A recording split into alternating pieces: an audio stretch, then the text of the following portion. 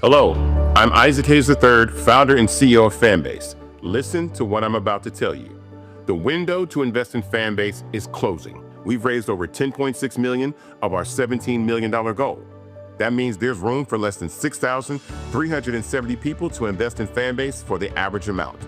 The minimum to invest in Fanbase right now is $399. That makes you an owner in Fanbase today. Go to startengine.com/fanbase to invest. Why? Because current social apps have taken advantage of users for far too long, with content suppression, shadow banning, harmful racist content, and no real tools for monetization and equity.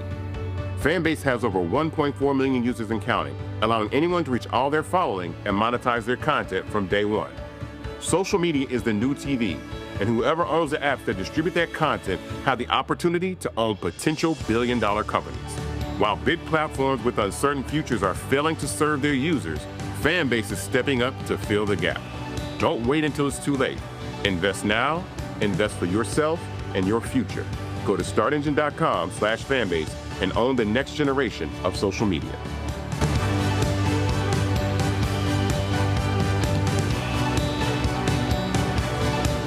Folks, Black Star Network is here. I'm real revolutionary right now. Support this man, Black Media. He makes sure that our stories are told. Thank you for being the voice of Black America, Roland. Stay black. I love y'all. All momentum we have now, we have to keep this going. The video looks phenomenal. See, there's a difference between Black Star Network and Black-owned media and something like CNN. You can't be Black-owned media and be scared. It's time to be smart. Bring your eyeballs home. You dig?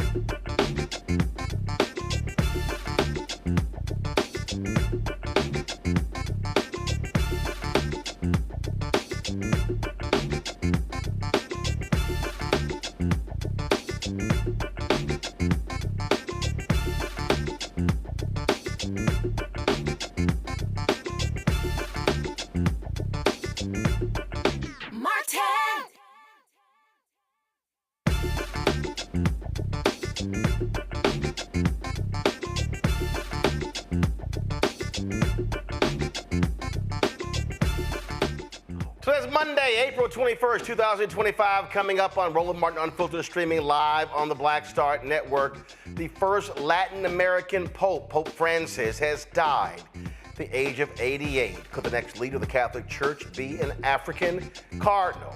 We'll talk about the legacy of Pope Francis.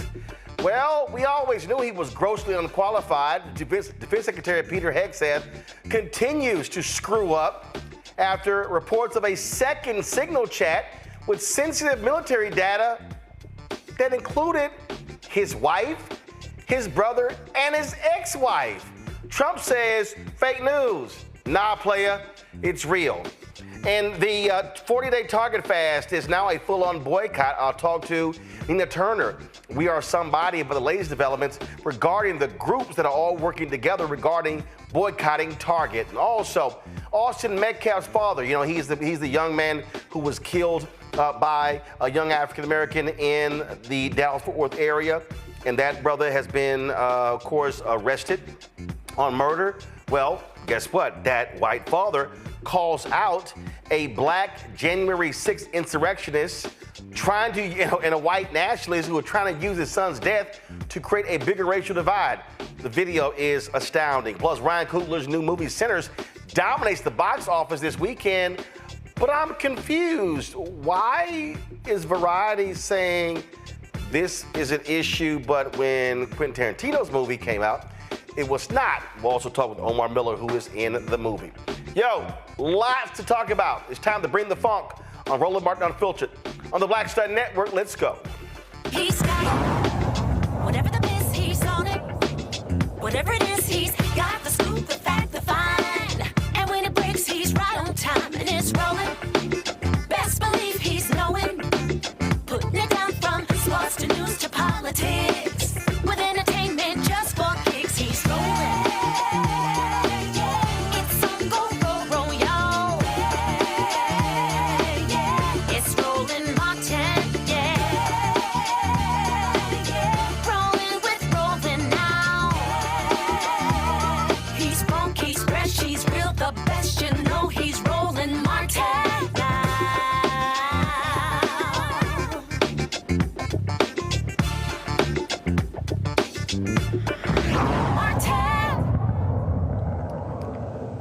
Well, folks, sad news out of the Vatican. This morning, Pope Francis passed away at the age of 88. He had been battling severe respiratory problems for the past several months. Over the weekend, he took a final ride in the Pope Mobile on yesterday. In addition to that, he also had a 1-minute greeting with J.D. Vance. That took place on yesterday. Did not meet with him on Saturday. Catholics around the world are mourning the death of Pope Francis. He, of course, reigned for 12 years and was a very progressive figure in the Catholic Church. Really, providing a much different perspective than previous popes. He was all about looking at the job in a lot different way. He did not live.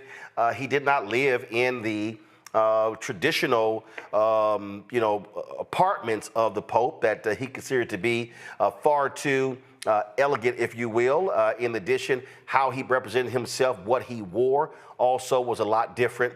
And of course, his take on women in ministry, but also LGBTQ issues, and really going after hardliners was also a lot different. Tributes have been pouring in all across the world since the news was announced this morning, shortly after 8 a.m. Eastern. And so, again, as people look at this Pope and what he meant, one of the things that really jumped out was he was very critical of the attacks, of the deaths of folks in Gaza, highly critical of them. And really challenging Israel, the United States, and others to also speak on the issue. As I said, tributes have been pouring in across the world. This here is Senator Raphael Warnock. He posted, "I'm deeply saddened by the passing of Pope Francis. As a longtime admirer of the Pope and his work to center the poor and marginalized, I was honored to meet him and pray with him last year. And then, of course, this is a photo of the two of them that took place last year. Again, as I said, when you look at all of the different tributes that are pouring in, folks have been talking about this Pope and what he meant. Rashida Tlaib, Congresswoman Rashida Tlaib, she posted this. She said, "Rest in peace, Pope Francis. Thank you for being a voice for the most vulnerable, for defending the dignity of the Palestinian people, the plight of refugees, and the dangers of eternal economic growth in the face of climate change. Your life serves as a powerful reminder that real leadership fights for the most marginalized among us." And as I said, he was often at odds with a lot of the extremely conservative folks here in the United States. This here was a video where he was crossing St. Peter's Square.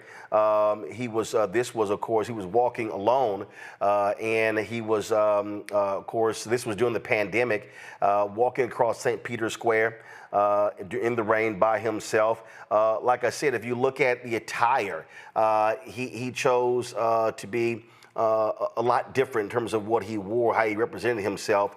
He even changed the rules. The rules in terms of how a pope is buried. And one of the things that he did was normally when a pope dies, they actually have the pope laying in St. Peter's Square and sort of lifted up. He did not want that to happen. And not only that, he's not even going to be buried in the Basilica. He chose to be buried in a separate part of the Vatican. Give me 1 second. I'm going to read that for you. And so again, when you think about this Pope, just as a whole different perspective that he brought to bear to his reign, his 12-year reign. As I said, in rewriting the funeral rites last year, he simplified several elements. Since the 13th century, the bodies of popes have gone on public view. Their embalmed bodies placed on a raised pedestal. When John Paul II died in 2005, his body was first brought to the Apostolic Palace within hours for a private viewing for cardinals, bishops, and other members of the church hierarchy. Francis did not want to do that. His public viewing will take place directly in St. Peter's Basilica, where thousands can pay their respects. His body will remain in the coffin, which will not be on a raised pedestal. Quote, Francis decided to highlight humility over glorification. And that really was the position that he took all throughout his 12-year reign, wanting people, wanting Catholics, and wanting other popes to really focus on really what their responsibility is in terms of being leaders. Former President Bill Clinton stated this. This is coming from the Bill and Hillary Clinton. Hillary and I mourn the passing of His Holiness Pope Francis and celebrate his remarkable life and legacy, promoting peace, economic inclusion, and social justice, and fighting climate change, particularly its threat to the lives and livelihoods of the world's poorest citizens. The 266th Pope of the Roman Catholic Church was an extraordinary one. He was the first Jesuit Pope and the first one from the Americas. In taking the name of St. Francis, he made it clear that he would endeavor to embrace the entire world, including those of other faiths, those whom the church hadn't always welcomed, and anyone whose daily struggles reflected the enduring truth of our common humanity. By his own example, he taught that every human being's personal search, even a pope's, for a purposeful life was meaningful and important, and that power and politics must always make room for compassion and coexistence. I was blessed to have met with His Holiness, and Hillary and I were honored when he took part in the 2023 Clinton Global Initiative's annual meeting, where he spoke about his children's hospital, helping young people injured in Ukraine, and inviting the CGI community to pitch in and help, which they have. We join the countless millions of people around the world, Catholics and non-Catholics alike, in prayers of gratitude for a life well lived, rooted in faith, filled with energy and purpose, and dedicated to reconciliation and cooperation. As I said, they're planning already, of course. I mean, the funeral details have already been mapped out for quite some time. And you're seeing the results of that. This here's a statement that President Joe Biden released. This is a photo of the two of them meeting as well. And so this is that particular photo. Let me read what he tweeted. He said, "It is with great sadness that Jill and I learn of the passing of His Holiness Pope Francis. He was unlike any who came before him. Pope Francis will be remembered as one of the most consequential leaders of our time, and I am better for having known him. For decades, he served the most vulnerable across Argentina, and his mission of serving the poor never ceased. As Pope, he was a loving pastor and challenging teacher who reached out to different faiths. He commanded us to fight for peace and protect our planet from a climate crisis. He advocated for the voiceless and powerless. He made all feel welcome and seen by the church. He promoted equity and an end to poverty and suffering across the globe.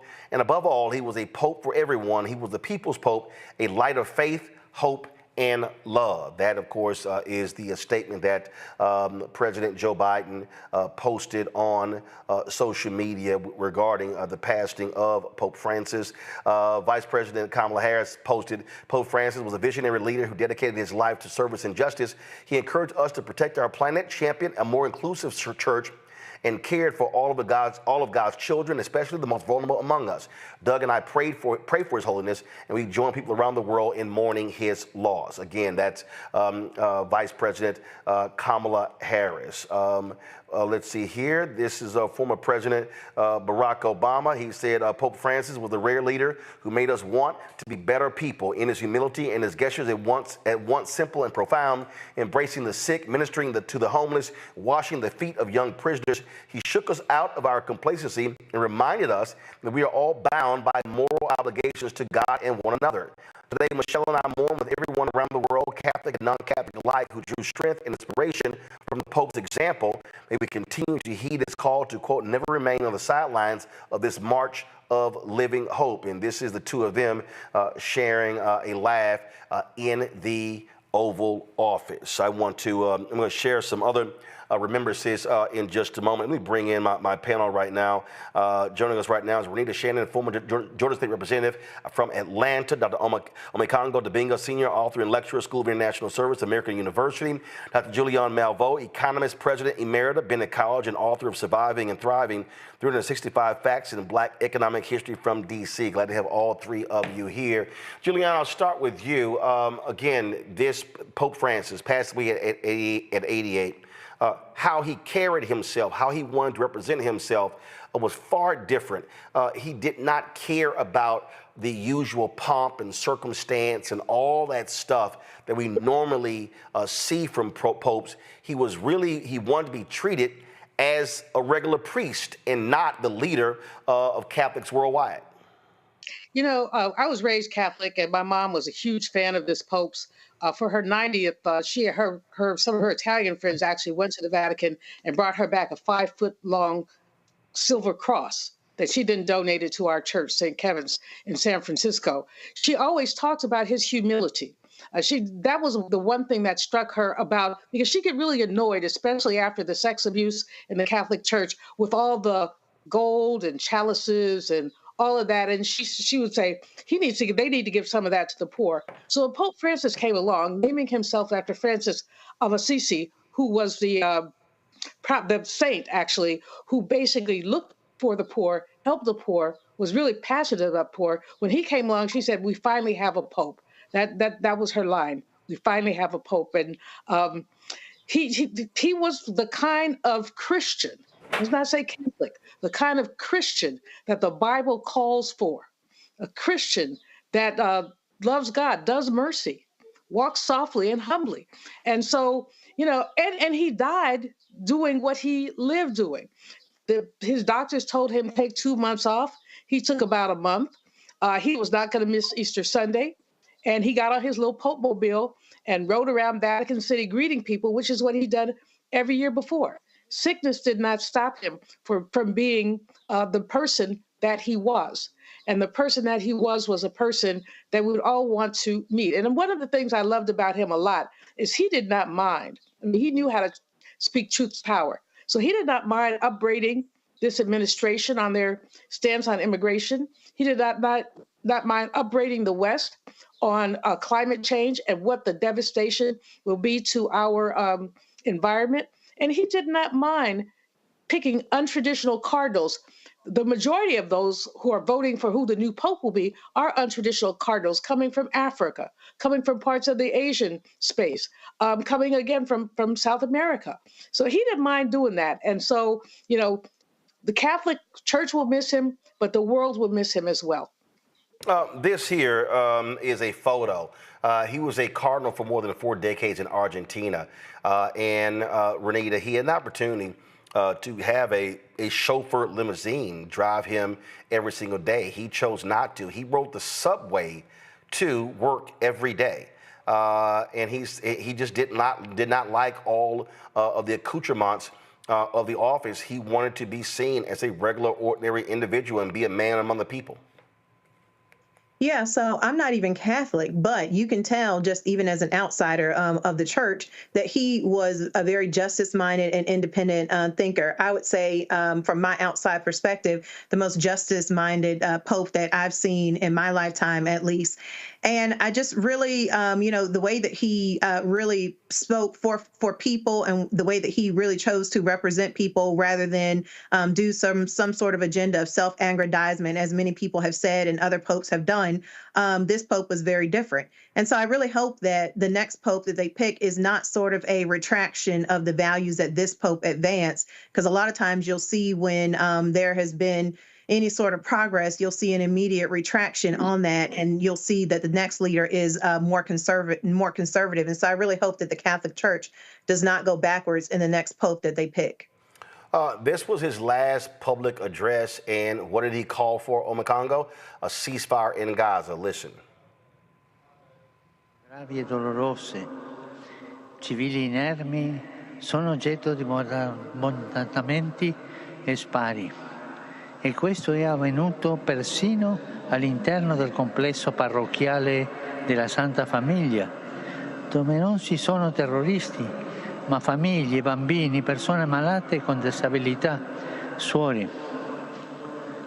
Una mamma e sua figlia, la signora Navda Khalil Anton e la figlia Samar Qamar Anton, sono state uccise e altre persone ferite dai tiratori scelti mentre andavano in bagno. È stata danneggiata la casa delle suore di Madre Teresa, colpito il loro generatore. Qualcuno dice è il terrorismo, è la guerra. Sì, è la guerra, è il terrorismo. Per questo la scrittura afferma che Dio fa cessare le guerre, rompe gli archi e spezza le lance. Preghiamo il Signore per la pace. He called the Catholic Church in Gaza every night just to check on them. And a lot of people don't know that. A lot of people don't even think about Gaza's Christian community. And I remember many of us saw, it was last New Year's or the year before that, when one of the Gazan Christian ministers, was talking about how the world has forgotten them and they were going to keep going forward.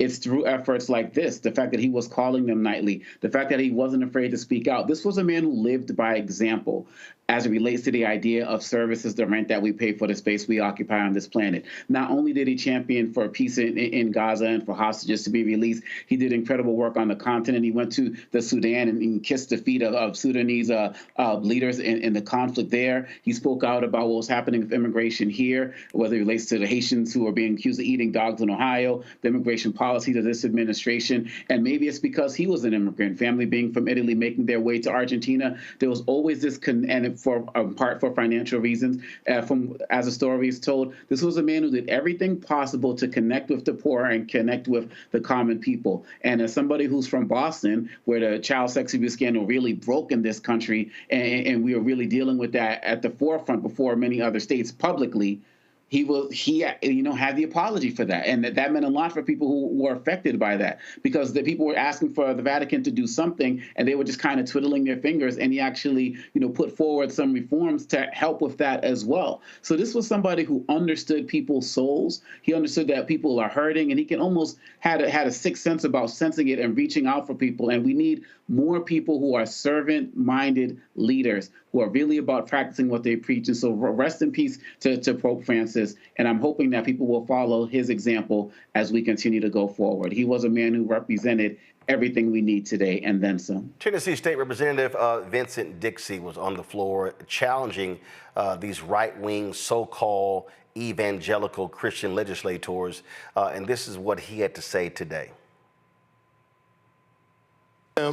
He challenged other Catholics to do what was right and love one another as we're supposed to.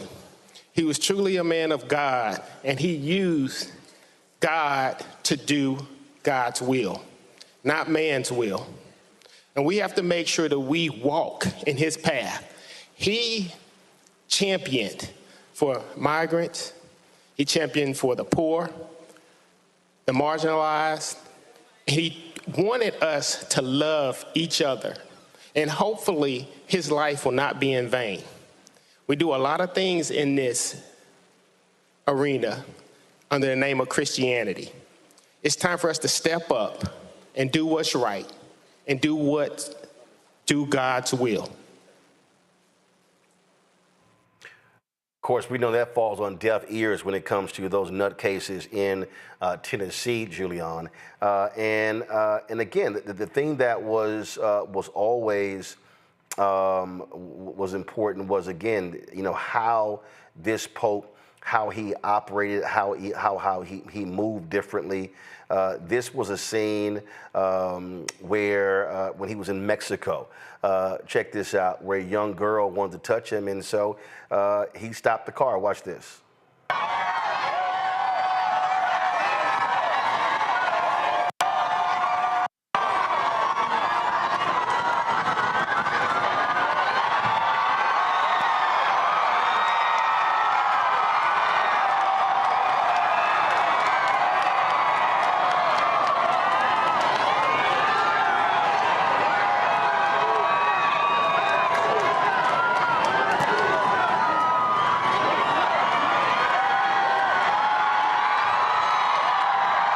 That's when he was in Washington, D.C., and it was a young girl named Sophie Cruz. And again, she broke through, a little Mexican girl, and the security was trying, as you see in the video, security was trying to escort her away. You see, they tried to stop her from moving forward, and the Pope said, no, no, no. He told them, no, bring her to me. Bring her to me. And he embraced her. Kissed her and hugged her. And again, he understood, Julian, he understood what his role was as a religious leader, and was not trying to, as someone said, he was trying to tear down walls and not erect them. Absolutely. And he got energy from the people. I mean, that's what's really clear when you think about the way that he operated. You showed the picture of him on the subway earlier. They talk about him walking to get his glasses fixed. He had, I don't know how many staff people who could have gone to get his glasses fixed for him. No, he did it himself. He really wanted to be of the people. And so that video there of the little girl is a perfect example of wanting him to be, he wanted him to be of the people. And I think he got energy. I think he got inspiration from the people. And he, in the immigration piece that you showed, where not the immigration piece, the Gaza piece, we talked about someone by name. So he didn't do 30,000 feet public policy.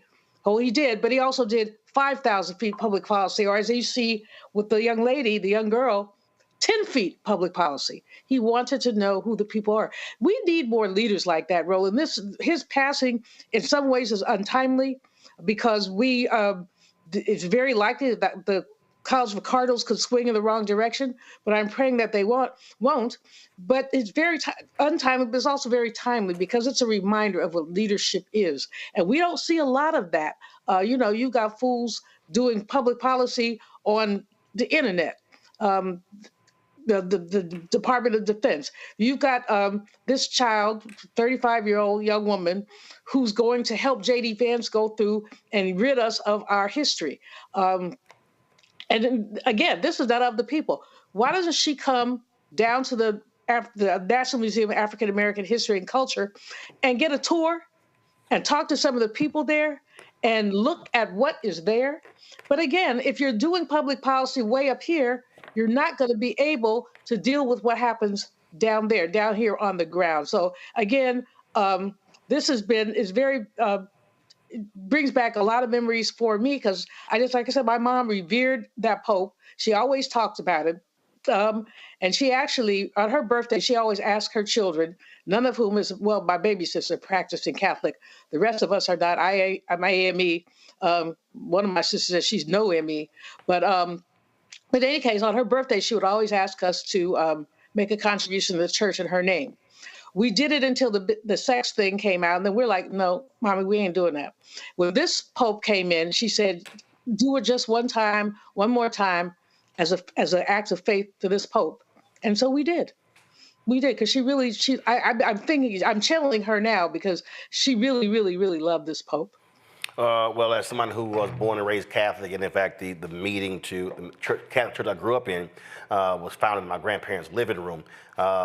Definitely understand moments like this here. The video that you're seeing, this is from yesterday. This was the last Pope ride by Pope Francis. As we said, it was Easter Sunday, and as we said, he was gravely ill. The Vatican announced the cause. He suffered a cerebral stroke and went into a coma and passed away.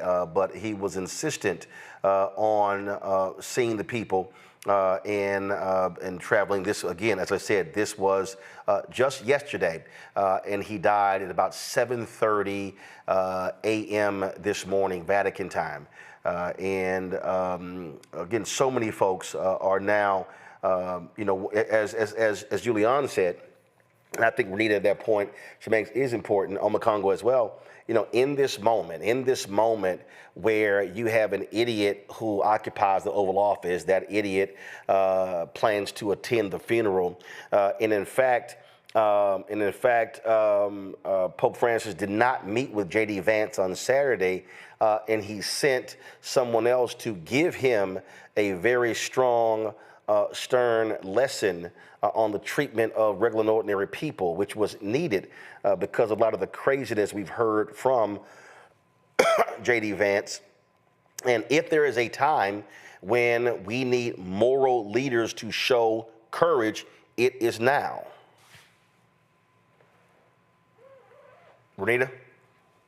Yeah, I'm surprised and taken back. I had not seen that Trump said he was going to attend the funeral, but wow, why would he? I mean, he has no values in common with what the Pope had. Clearly, as we've all talked about, how justice-minded he was and the values that he not only talked about and lived and walked every single day. So it's really amazing to me that Trump would want to show up to the funeral. I really hope that he goes there and he has respect and does not act like his normal idiot self, as you mentioned before, because you can tell that this is a Pope that was well loved, and I just really would hate to see any of his regular shenanigans at the funeral. Well, again, world leaders will be there. What people don't understand is that Omar Congo, as the head of the Vatican, that is a city, so the Pope is a head of state, and so the Pope's funeral attracts heads of state all around the world. Yeah, and the way that President Trump has disrespected people in this country who have died, such as John McCain, I'm really concerned about what type of grandstanding he might do. We're talking about Pope Francis and how humble he was and how he's a man of the people. And I'm sitting here thinking that Trump is probably mad because this whole story has taken attention from the White House Easter egg roll. Like, that's like the whole difference in mindsets, of the two people that we're talking about. Hopefully something will come up and he won't attend. But if he is going to attend, he needs to make sure that he's humbled, but it's not in his nature. But anything that he does will not take away from this man's legacy. As a matter of fact, anything that he does will only highlight Pope Francis's legacy more, because the character that this man exudes in his pinky, Donald Trump will never have. And when I look at these pictures, not realizing that this was, I thought this was a ride from a time past. I didn't realize it was from this last ride. He just had to be with the people. And when you look at Trump and all of his billionaires, these are people who are so detached from the people, who have no sense of what ordinary people are going through. And so they because they never do things like this. You never see Trump walking into an area of Washington, D.C. to read to kids or a Ben's Chili Bowl or anything like that. there's no connection with the people. And when we have politicians who can connect to the people, even halfway in the way that Pope Francis did, we can start making a change in this world. But Donald Trump on this day, put out a little nonsensical statement that I hope he stays home, but there's nothing he can do to overshadow what this man has done. Well, a lot of folks now are focused on what happens next. The reality is this Pope installed a number of the cardinals himself, and so although some believe conservative cardinals may very well try to pick someone who is far more conservative, we'll see what happens. This Pope Francis, criticized laws that criminalize homosexuality, but some of the folks that they're touting are individuals who want to return. He also really downplayed the use of Latin in various Catholic services, and so you had folks who want to see a return to that. And again, just seeing that video that we're playing now, the throngs of people who were just out yesterday wanting their glimpse, to get a glimpse of Pope Francis, and not realizing this was going to be the last time they would actually get to see him alive. There was one video I saw where a guy shot the video, the final comments, and he said he was just in tears, realizing that he was there watching this. There will be, of course, several days of mourning, funeral process. Then they will have the conclave where they'll be choosing who the next pope is going to be. And as we said, Pope Francis was 88. He was in his 70s when he got the job. And that differs a lot from, frankly, John Paul II. First of all, Pope John Paul I only served 33 days as Pope. He died of a heart attack at the age of 66. Then they chose Pope John Paul II, who was 58 years old. He served 26 years as Pope, the third longest reign. And so it'll be interesting to see if they choose to pick a Pope like they did Francis, who was in his 70s, or go with someone who is younger, who could actually potentially serve a longer term. And so, folks, again, our top story, Pope Francis died this morning at the age of 88 years old. We'll be right back right here on Roland Martin Unfiltered on the Black Star Network.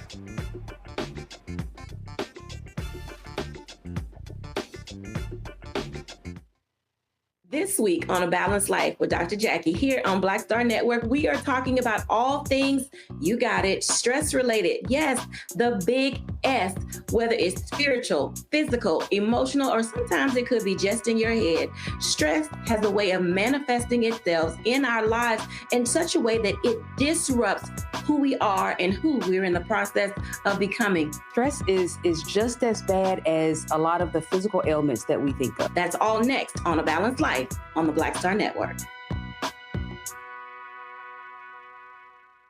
How you doing? My name is Mark Carey, and you're watching Roland Martin Unfiltered.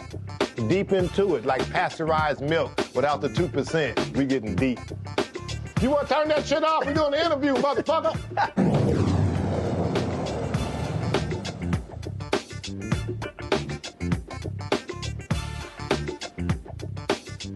Folks, what you're seeing here's a live shot of the Vatican as folks mill about there in St. Peter's Square as a result of the death this morning of Pope Francis. 4 years ago when Pope Francis came to the United States, he was in the Oval Office, and that was a pretty funny moment between him and President Joe Biden. Check this out.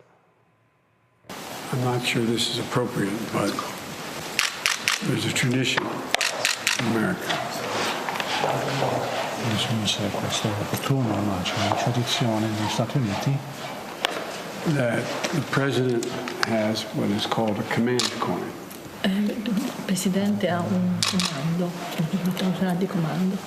That he gives to warriors and leaders. Che dà ai combattenti, ai leader. And you are the most significant warrior for peace I've ever met. Lei è il guerriero più forte per la pace che io abbia mai incontrato. And with your permission, I'd like to be able to give you a coin. E con il suo permesso vorrei ottenere questa moneta. It has the U.S. seal on the front. Il sigillo degli Stati Uniti sulla parte. But what's different with this coin? Usually, La Casa Bianca. but I know my son would want me to give this to you because on the back of it, I have the state of Delaware, the 261st unit my son served with. E so che mio figlio sarebbe contento che gli do questo perché non c'è l'immagine della Casa Bianca ma dello Stato di Delaware.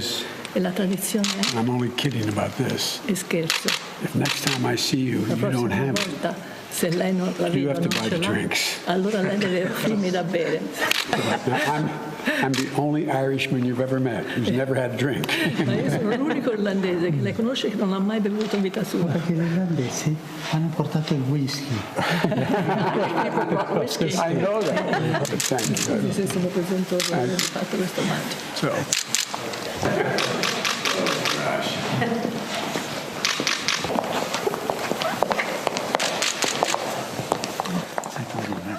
Pretty fun moment there in the White House. That was 4 years ago when Pope Francis visited the White House, and President Biden, of course, they're joking about the challenge coin.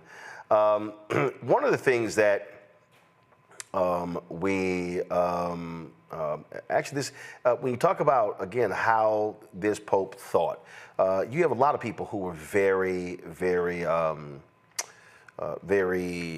much about whether you were Catholic, did you accept Jesus Christ as your Lord and Savior, did you go to heaven or hell? It was a very interesting moment here when a young man, a young boy, asked Pope Francis if his dad, who died, was an atheist, if he was in heaven. Check this out.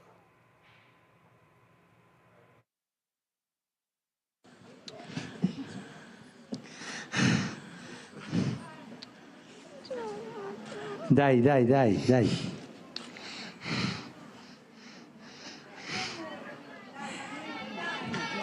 ce la faccio.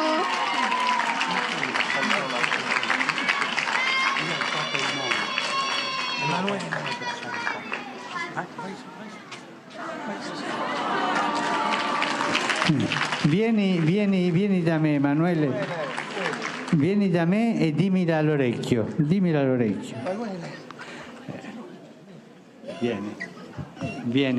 da me. Vieni.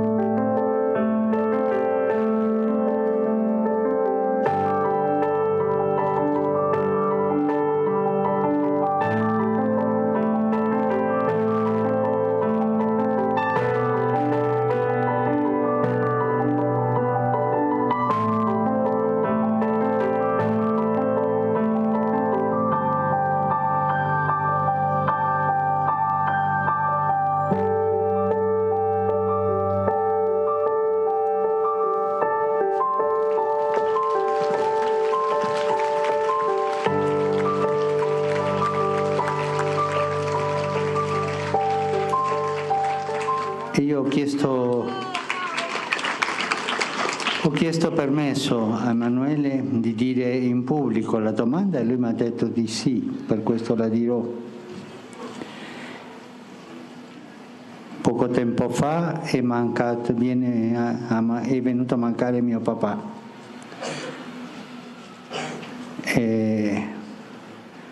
Lui era ateo, ma ci ha fatto battezzare a tutti e 4 figli.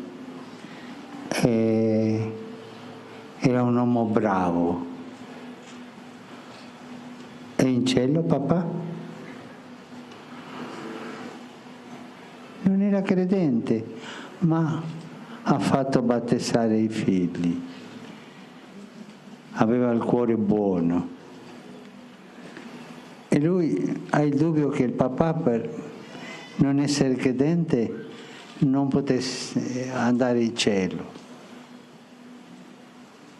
Chi dice che va in cielo è Dio.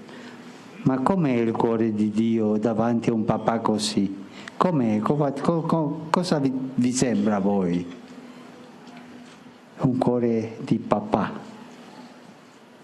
Dio ha un cuore di papà. E davanti a un papà che non credente è stato capace di battezzare i figli e di darle quella bravura ai figli. Voi pensate che Dio sarebbe capace di lasciarlo lontano da te? Pensate quello? Ma forte, con coraggio. Dio abbandona i suoi figli? Dio abbandona i suoi figli quando sono bravi? Ecco, Emanuele, questa è la risposta. Dio sicuramente era fiero di tuo papà, perché è più facile, essendo credente, battezzare i figli che essendo non credente battezzarli. E sicuramente a Dio questo è piaciuto tanto. Parla con tuo papà, prega tuo papà. Wow, that is Julian, that's a powerful moment there because, you know, that question gets a lot of folks, oh, absolutely not. You get some people who are just so hardcore, and you saw how he answered that with class, dignity, and grace. He always answered things with class, dignity, and grace. He was a graceful man.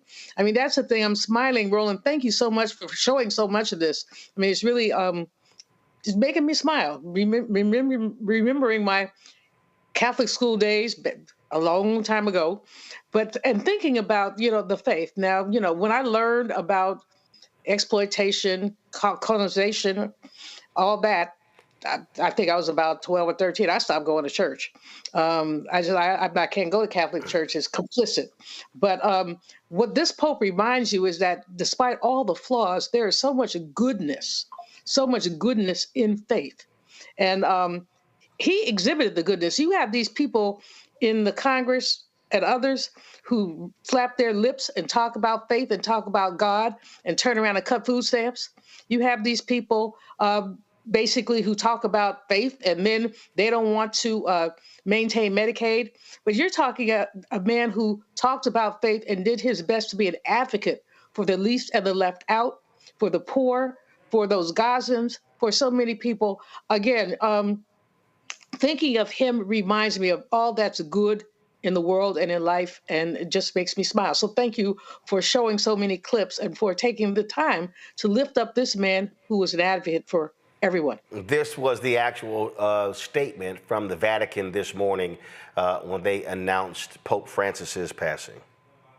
Carissimi fratelli e sorelle, con profondo dolore devo annunciare la morte del nostro Santo Padre Francesco. Alle ore 7:35 di questa mattina, il Vescovo di Roma Francesco è tornato alla casa del Padre. La sua vita tutta intera è stata dedicata al servizio del Signore e della sua Chiesa. Ci ha insegnato a vivere i valori del Vangelo con fedeltà, coraggio e amore universali, in modo particolare a favore dei più poveri ed emarginati.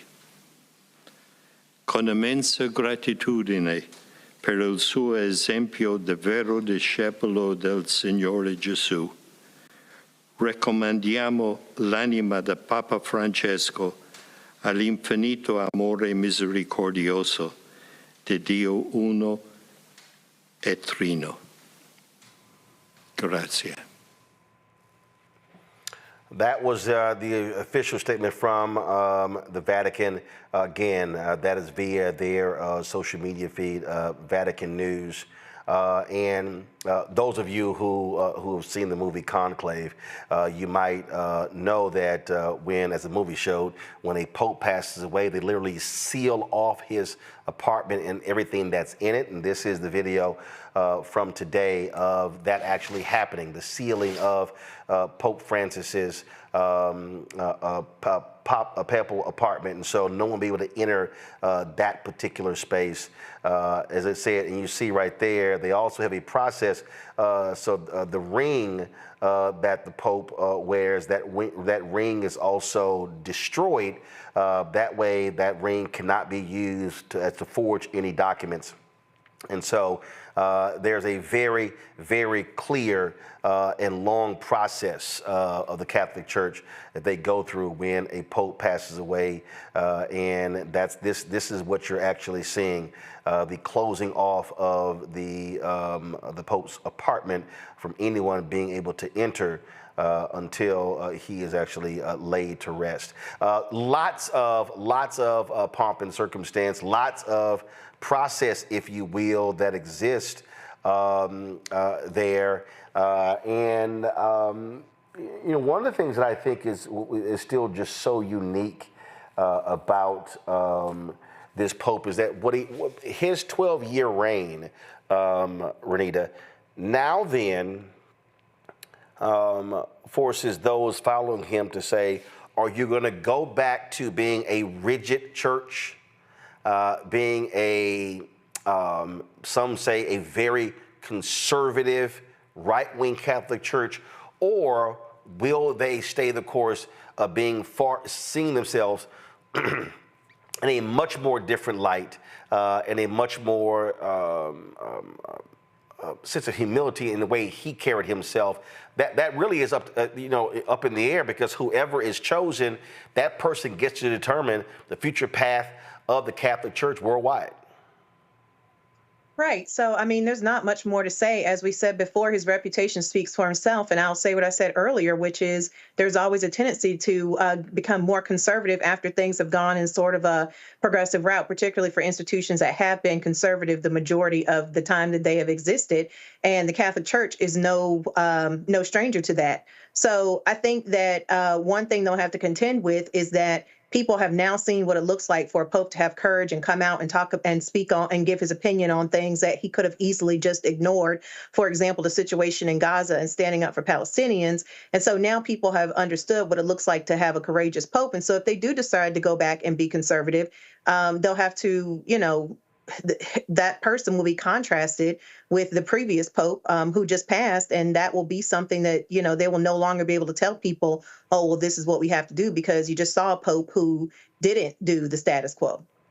And one of the issues that I talked about Gaza on the Congo, but climate change. This pope was extremely vocal on the issue of taking care of this earth.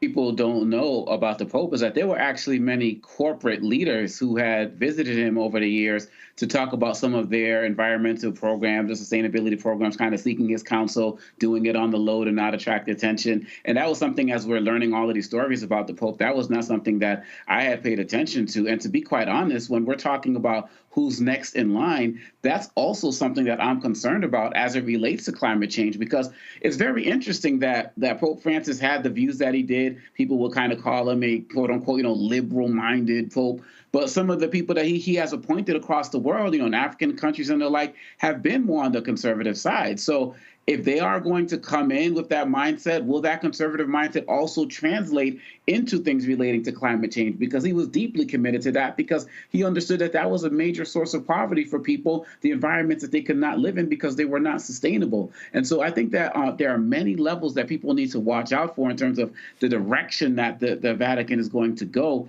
with this next set of leaders. And that's something that I'm really concerned about. In the time that he's had, 12 years, he's had an opportunity to really set the church in a direction that could really be helpful for people across the world, because I know there's billions of people who are Catholics, but, numbers are dwindling in terms of church attendance and the like. And I feel like he really galvanized people in a way that I hope that they don't lose with the person who they appoint next in line. Indeed, indeed. So we're all going to be waiting to see. This is a collection of videos the Vatican News put together of Pope Francis. If you go to their Twitter feed, you can see a lot of their videos and photos and things along those lines. So we'll be following that feed for more information regarding Pope Francis. Again, passed away at the age of 88. And as I said, folks all around the world, tributes are pouring in. His funeral will be taking place later this week, and then we'll have more details of that. Of course, we'll be carrying it live on the Black Star Network, and so you can just be sure to check out our page as we continue to cover this. As earlier we had a particular live shot of St. Peter's Square. This is the Vatican Media's website as well. A live view right now of Vatican City as folks mourn worldwide. More than 1 billion Catholics worldwide mourn the passing of Pope Francis. All right, folks, when we come back, we're going to talk about the idiot Secretary of Defense who is stuck on stupid when it comes to using Signal. How do you discuss military maneuvers on a Signal chat with your brother, your wife, and your ex-wife? He is really dumb, and a top Republican in the House says it's time for him to go. We'll talk about that next. Don't forget to support the work that we do. Join our Bring the Funk fan club. Of course, we want to use Cash App to join our Bring the Funk fan club. We don't charge a subscription for our show. We don't have a Patreon, a Substack. We're not charging you $8, $10 a month to watch our content. We want it to be widely available, but we ask you to support our Bring the Funk fan club. The goal is to get people to give on average $50 each a year. That's $4.19 a month, 13 cents a day. And we'll leave it up to you. There are people who can't afford that, they give less. There are people who have given more. And I absolutely appreciate that. And we want to thank all the people who contribute to our show. I got some with some folks who sent checks and money orders in the mail, and so this is from Herman and Brenda. We would like to thank you for your deep commitment to provide the truth, the whole truth, and nothing but the truth. We pray that God will continue to bless you with everything you need in order to do the great work you're doing. And so Herman and Brenda, thank you for your contribution to our Bring the Funk fan club. Let's see right here what we got here. We got, I love this one here. The ancestors are moving mountains to see you rise. Y'all see this card here. And it says, dear brother, I'm so glad you announced clearly how to make a check to your company. I thought that the monthly payments through PayPal was not reaching because there was no acknowledgement that my donations were received. But any PayPal donation actually is on our list. So anybody gives via PayPal is on our list to be run every single Friday. And so, it says you've got this thing, the next thing, and everything that's to come. Stand strong, praying your protection in Christ. Jeanette, see, what is this? Jeanette Harris. So Jeanette, thank you very much for that. Nice card there. And let's see here. May God Almighty keep you evermore. I pray that all the needs of your ministry and building Black Focus Media worldwide. So I'm so proud of you and all your work. I hope to meet you in person. So I touch and agree with God's will now that greater is He that is in you, cause you to triumph far beyond what we can think or ask. This is from another Jeanette. So I appreciate that. I'm going to read one more before I go to the break. And let's see here. Thank you for what you do. I really enjoy watching your show. I will give my full support because you really speak the truth. Sincerely, Willie and Wanda Lumbie. Willie and Wanda Lumbie. All right, I appreciate it. Folks, Cash App. Use the Stripe QR code. You see it right here on the screen. If you're listening, go to blackstarnetwork.com for the QR code. Make your check and money order out to Roland Martin Unfiltered, please. Makes it a lot easier for us when it comes to the bank. And PayPal, of course, first of all, send your money order and check. P.O. Box 57196, Washington, D.C. 20037-0196. PayPal is R Martin Unfiltered. Venmo is RM Unfiltered. Zelle, Roland at RolandSMartin.com. Roland at RolandMartinUnfiltered.com. We'll be right back. This week on the other side of change. Black Maternal Health Week. The racial disparities are undeniable, making it clear that Black people experience racism from the womb. America and America's healthcare system has not taken the time to invest in what quality healthcare looks like for Black birthing people. The state of Black maternal health in the United States is still dismal. It is environmental racism. It is systemic racism. It is the systems that we are born into. Only on the other side of change on the Black Star Network.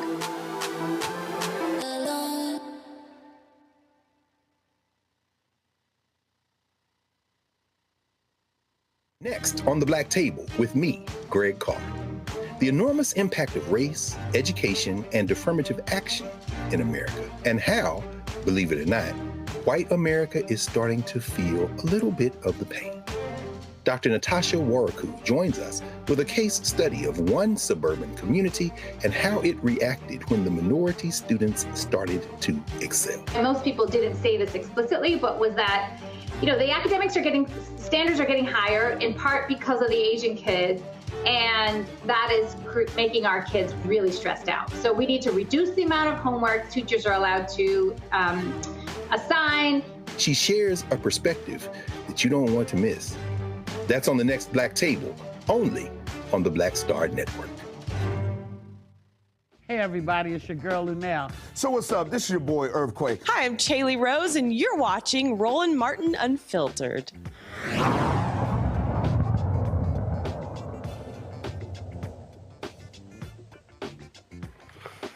All right, folks, new questions around the idiot Defense Secretary Pete Hegseth. After numerous media reports, New York Times first, revealed that this fool used a second private signal chat, including his wife, his brother, his personal lawyer, to share sensitive details about U.S. military strikes in Yemen. Sources tell the New York Times that Hegseth posted flight schedules and operational plans even after aides warned him not to use unsecured apps on his private phone for such information. Critics say many in the chat had no reason to know real-time military details, raising serious concerns about judgment and security. But that idiot is pushing back hard. In the White House Easter egg roll, he claimed to fight fake news. And anonymous smears from disgruntled former employees on old news doesn't matter. So I'm happy to be here at the Easter egg roll with my dad and my kids, because this is what we're doing it for. These kids right here. This is why we're fighting the fake news media. This is why we're fighting slash and burn Democrats. This is why we're fighting hoaxsters. This group, this group right here, full of hoaxsters that peddle anonymous sources from leakers with axes to grind, and then you put it all together as if it's some news story. And when we know exactly what it is. So I'm really proud of what we're doing for the president, fighting hard across the board, and I'm going to go roll some Easter eggs. Or you're going to go roll some bottles of alcohol, because he sounded drunk. And you want to also who sounds drunk? Carolyn Levitt. Here's this fool on Fox News literally saying, all the Pentagon is after Hegseth, but he's the one who hired people. The president stands strongly behind Secretary Hegseth, who is doing a phenomenal job leading the Pentagon. And this is what happens when the entire Pentagon is working against you and working against the monumental change that you are trying to implement. Secretary Hegseth was nominated for this position because he is standing up for the war fighter, the men and women in uniform who are putting their lives on the line to protect our country and our homeland. And unfortunately, there have been people at that building who don't like like the change the Secretary is trying to bring, so they are leaking and they are lying to the mainstream media. We've seen this game played before. The Secretary is doing a tremendous job, and the President stands strongly behind him. Folks, Hegseth's own Pentagon spokesman resigned on Friday, posted a piece in Politico where he said the Pentagon is melting down because of Hegseth's awful leadership. Don Bacon, who is a Republican in Congress, he has called for Hegseth to resign. He said he's acting like he's above the law, and that shows an amateur person. That's exactly what he is, Renita. He's an amateur. He's a Fox News anchor. He's an idiot. And to follow retired four-star General Lloyd Austin is really, these fools want to talk about and want to criticize DEI. Somebody said, no, this is DUI. Absolutely. No, this entire administration has been on display what it looks like when you remove DEI and nothing but their incompetence is left to shine through, because they have had mistake after mistake. And like you said, Hegseth, I mean, it's just obvious. He has never served a day in government, which is why he is in there acting like somebody who can't wait to show off whatever information he knows. He just strikes me as somebody who would say to his friends and family, hey, guys, can you believe I got to be a part of this chat, and show them the information. So I just think that it's really crazy how at the same time he's trying to spin this as it's both leaks and lies. Well, is it leaks or is it lies? I mean, if you're mad that people told the truth on you, the truth is still the truth. And the same thing for Carolyn. I mean, this administration needs to learn that it doesn't matter how many loud talking, strong talking blondes you put in front of the camera to say that all of this is okay. It doesn't make it okay. It just doesn't. Omakongo, this is a photo. This is Don Bacon. He's a retired Air Force general. He kind of knows a little bit about the military. Yeah, right. Look, I mean, you know, it's sad that we're all like laughing about the incompetence, the sheer incompetence that we're seeing here, but it's just a matter of time before this thing has real deadly consequences for troops, for civilians somewhere, and it's really scary. The fact of the matter is, Roland, Signal is their policy. Like, that's what they do because they are corrupt and they don't want any document they share is supposed to be saved because, this is part of a, act that was put forth by Congress that you're supposed to have records be saved, period, bottom line. Signal, as we know, you can delete messages after an hour, 2 hours, 3 hours, whatever. They don't want their conversation saved. That's why they're doing this. And honestly, Roland, it's also even sadder because they're not doing this with all Pentagon employees. They're just doing it with their people. So many of the Pentagon staff are actually being left out of these conversations as well. And when you see over the weekend, he got rid of 3 of his top advisors because of they're quote unquote leakers. And so when you see that, and then when you see Leavitt say that the entire Pentagon is against the leader of the Pentagon, that is a recipe for disaster to have that type of turmoil exist in this space. And so really at the end of the day, and on top of that, Roland, it's not like he was using Signal on a secure phone. He was using Signal on his iPhone. And we know that every foreign government, ally and foe, is operating to get access because they all got their spy networks to what these guys are doing. We have a government between Rubio, the State Department, and all of these guys who are conducting foreign policy on Signal, on social media, basically, with their friends, families. And did you say ex-wife as well was on that with the wife? Like, what the hell? Who you know what I'm saying? We are in for it, man. And I'm just really nervous for what's going to happen when something deadly and catastrophic happens with this ignorance and incompetence. And Julian, you can always depend on the dumb and dumber. Hegseth is dumb, but Trump is dumber. Listen to this. When he's not drunk tweeting, he's drunk talking. Ask the Houthis how much there's function there. There's none. Pete's doing a great job. Everybody's happy with him. We have the highest recruitment numbers I think we've had in 28 years. No, he's doing a great job. It's just fake news. They just bring up stories. I guess it sounds like disgruntled employees. You know, he was put there to get rid of a lot of bad people, and that's what he's doing. So you don't always have friends when you do that. Should he stop using the app? That's the Houthis.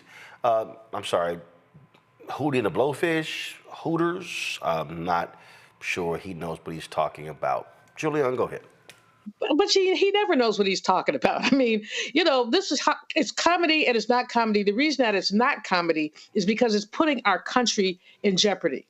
I saw Leon Panetta, former Secretary of Defense, on I think CNN earlier today, and he was talking about the damage that this man is doing, Hegseth, the damage that he's doing to our Pentagon infrastructure. Now, the people that the president is calling losers are the people that Hegseth picked. So he went and picked some losers. Well, who's the biggest loser? Other than the Oval Office, we're also looking at Hegseth. The challenge here, I mean, these people do not believe that fat meat is greasy. I mean, they truly do that. They told them about this signal stuff a month or so ago, and it was a mistake. So how you do it again? What about, I mean, idiots are people, you do the same thing over and over again and you expect a different result. And then like Omar Miller says, your ex-wife, what are you doing? You're bragging. Look at what I got. Look at the access I have. So you're bragging to your ex-wife? Give me a break. We are really, I mean, I'm very concerned. I've tried to ignore that man in the house that enslaved people built, tried to ignore his shenanigans, hoping that somehow we would come to the end of the road. But we're not coming to the end of the road. This is what he does. This is how he does it. And the American people, we are in jeopardy, folks. If you're tweeting and sending classified documents or documents that should be classified or secret information, if you're dealing with this on your iPhone, really? Right. Who has that? Who else has access to it? Anybody in the world who means us harm. Putin. Although the president would probably give Putin the information if he asked for it, because I truly believe, and I hate to say this, but I really believe that he is a Russian agent, that the president of the United States is a Russian agent. That may be a little far-fetched, but maybe not. I'll just leave it there. No, I mean, that's not far-fetched at all. All right, folks, let's talk about Target. The call for the boycott began February 1st. And remember, Target on January 24th, Target announced they were ending their DEI policies. Their stock was around $145, something along those lines. Today, Target stock closed at $93.78. If you look at this chart here, you will see, please drop the lower third. Thank you. Look at this chart here, you will see how their stock has performed in the last 6 months. Their stock is down $57.13 in the last 6 months. That's almost 38%. They lost more than $12 billion in market share. Now, understand, there are multiple things that are happening here. You get a group in Minneapolis of sisters who called for a boycott of Target. Nakima Levy Armstrong was a part of that. Then We Are Somebody, Nina Turner's group, the day after the DEI announcement called for the boycott, they launched theirs February 1st. Pastor Jamal Bryant had targetfast.org. That was launched on March 5th, and when he launched it, he said it was going to go from Lent to Easter. Well, yesterday, he addressed this from the pulpit and made clear that the boycott is not over. I want to thank you because you don't even know that you are a part of history, that you've been a part of history. The Montgomery bus boycott was so significant because it shifted the economy of one city by standing strong. They did it for 381 days. Not since the Montgomery bus boycott has Black America come together in such a unified vision, a unified focus, and a unified front.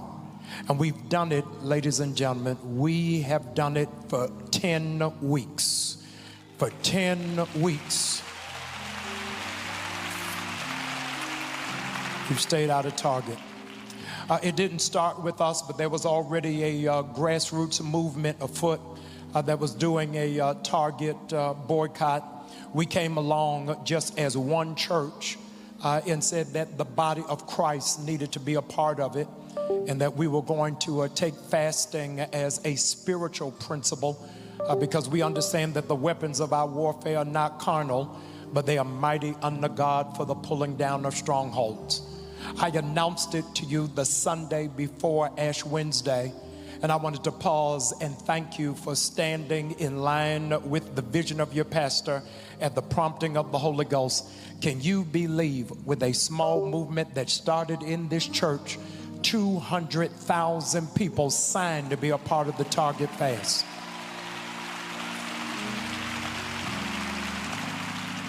When we started this Target Fast, $1 trillion company, a Fortune 500 company, was trading on the New York Stock Exchange at $138 a share. Because of how it is that stridently you have put your hand to the plow, their stock started at $138 a share. As of Friday, it is down to $94 a share. Foot traffic at Target has gone down by 7.9%. Ladies and gentlemen, I hope that you will share with me your enthusiasm for people who thought it was ineffective and there would be no results. Is that because of your fast, Target has lost $12 billion. Come on, y'all ought to be shouting.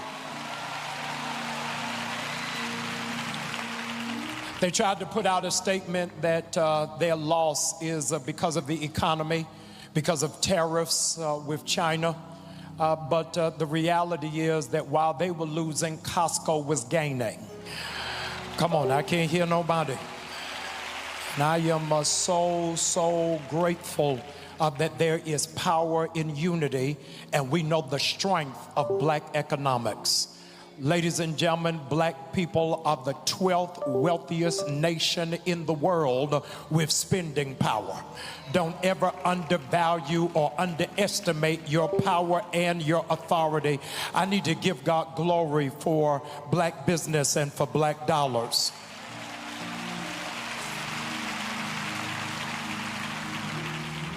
It's a critical meeting and critical moment for us. It's a critical moment for our people. It's a critical moment for the nation to see us unified.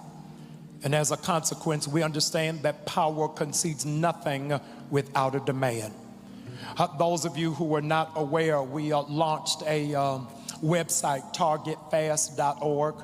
We asked for 4 things to happen. Number 1 is that they would stand by the pledge that they made after the killing and the murder of George Floyd to invest $2 billion into black business. That was our first ask, because after Donald Trump came into office, they rescinded on that promise. The second ask that we had is that because black people spend $12 million a day at Target, we asked that they would put $250 million into black banks so that black people would have access to capital to start businesses and to go into home ownership. The third thing that we asked for is that they would partner with 6 HBCUs and their business programs so that we could teach young people how to scale businesses and to create generational wealth. Because they'll never be wealthy having to work for somebody else. They have to do it, doing it for themselves.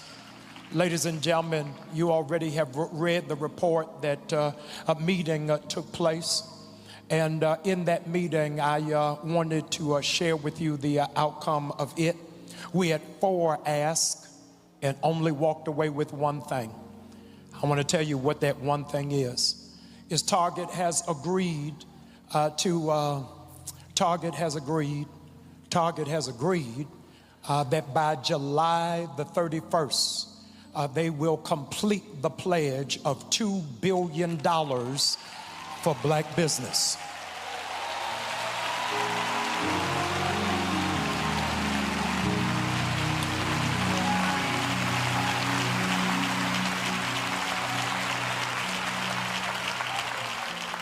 That's billion with a B.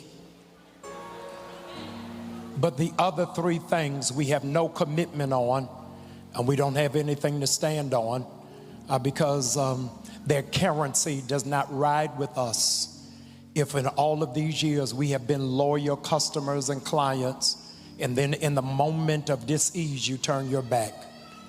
And so I had to share with Target that we gave you 40 days to answer 4, not 1. And they only came back with 1. So I told them what I'm getting ready to tell you, we ain't going back in there.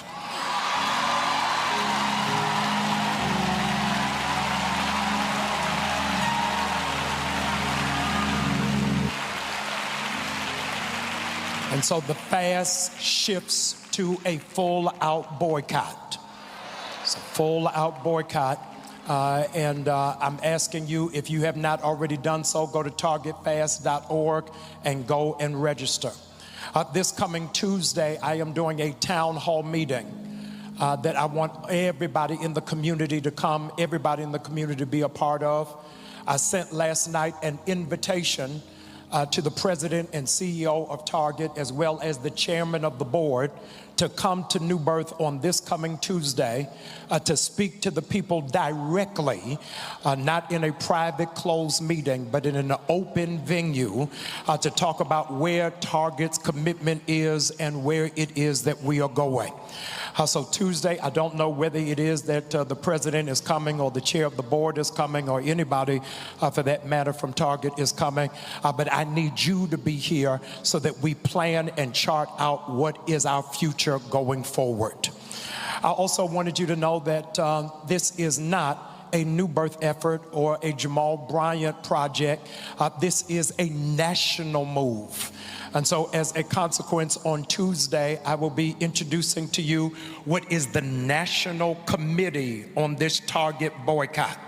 I am introducing all of them by name and by organization and affiliation so that Target knows you only talk to these people. Everybody don't represent us. Y'all ain't saying nothing. But these are the people who are in agreement, in alignment with where it is that we are going and how it is that we move.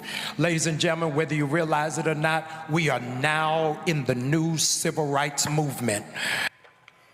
Folks, joining us right now is Nina Turner. She is founder of We Are Somebody and is a part of this movement. Nina, you know, a lot of folks, so that a lot of different things are happening. And one of the things that Jamal said there, I've said on this show as well, that there are different facets. There are people who never even signed up who are boycotting. There are people who watch this show and who are like, yo, we're down with it. People who are listing other places as well. And the reality is we are seeing what happens when collective action happens. On Friday, there was a meeting. Target CEO was there with Reverend Al Sharpton. Jamal Bryant was there in New York. A couple other folks were in that meeting as well. And I understand that he's been meeting with other black civil rights organizations. They have not publicly stated that they have been meeting with them. But the point that he made there is critically important. The group that's leading this boycott is the group that's going to be negotiating with Target. That's right. That's right, Ro. And certainly big ups to you and Unfiltered for getting that message out there. There's a confluence, and there is something to be said about universal thought.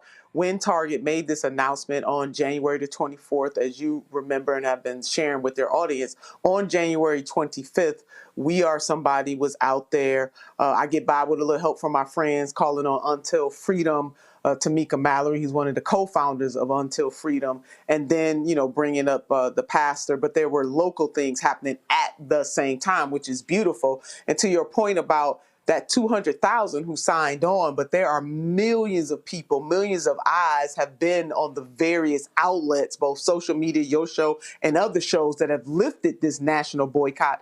The fast was a phase of a larger boycott. And as Pastor Brian laid out there, answering one of the demands, and let me just say that one demand to spend $2 billion with the black community from 2020 to now was already there. So that's nothing new, but they did not answer the other demands. And I don't think that the CEO of Target, Brian Cornell, truly understands the pain points that he caused by bending to bigotry. This is bigger than DEI, but DEI is a part of it. What is wrong with having diversity, equity, and inclusion in your company DNA and also in the DNA of this country. Folks miss the point that we need DEI and other things. I mean, obviously, we need to go deeper than that because there's a wrong that has been happening in this country for generations. So I'm really glad to see this organizing committee to come together. Tamika Mallory, myself, and Pastor Jamal Bryant did have an opportunity on Saturday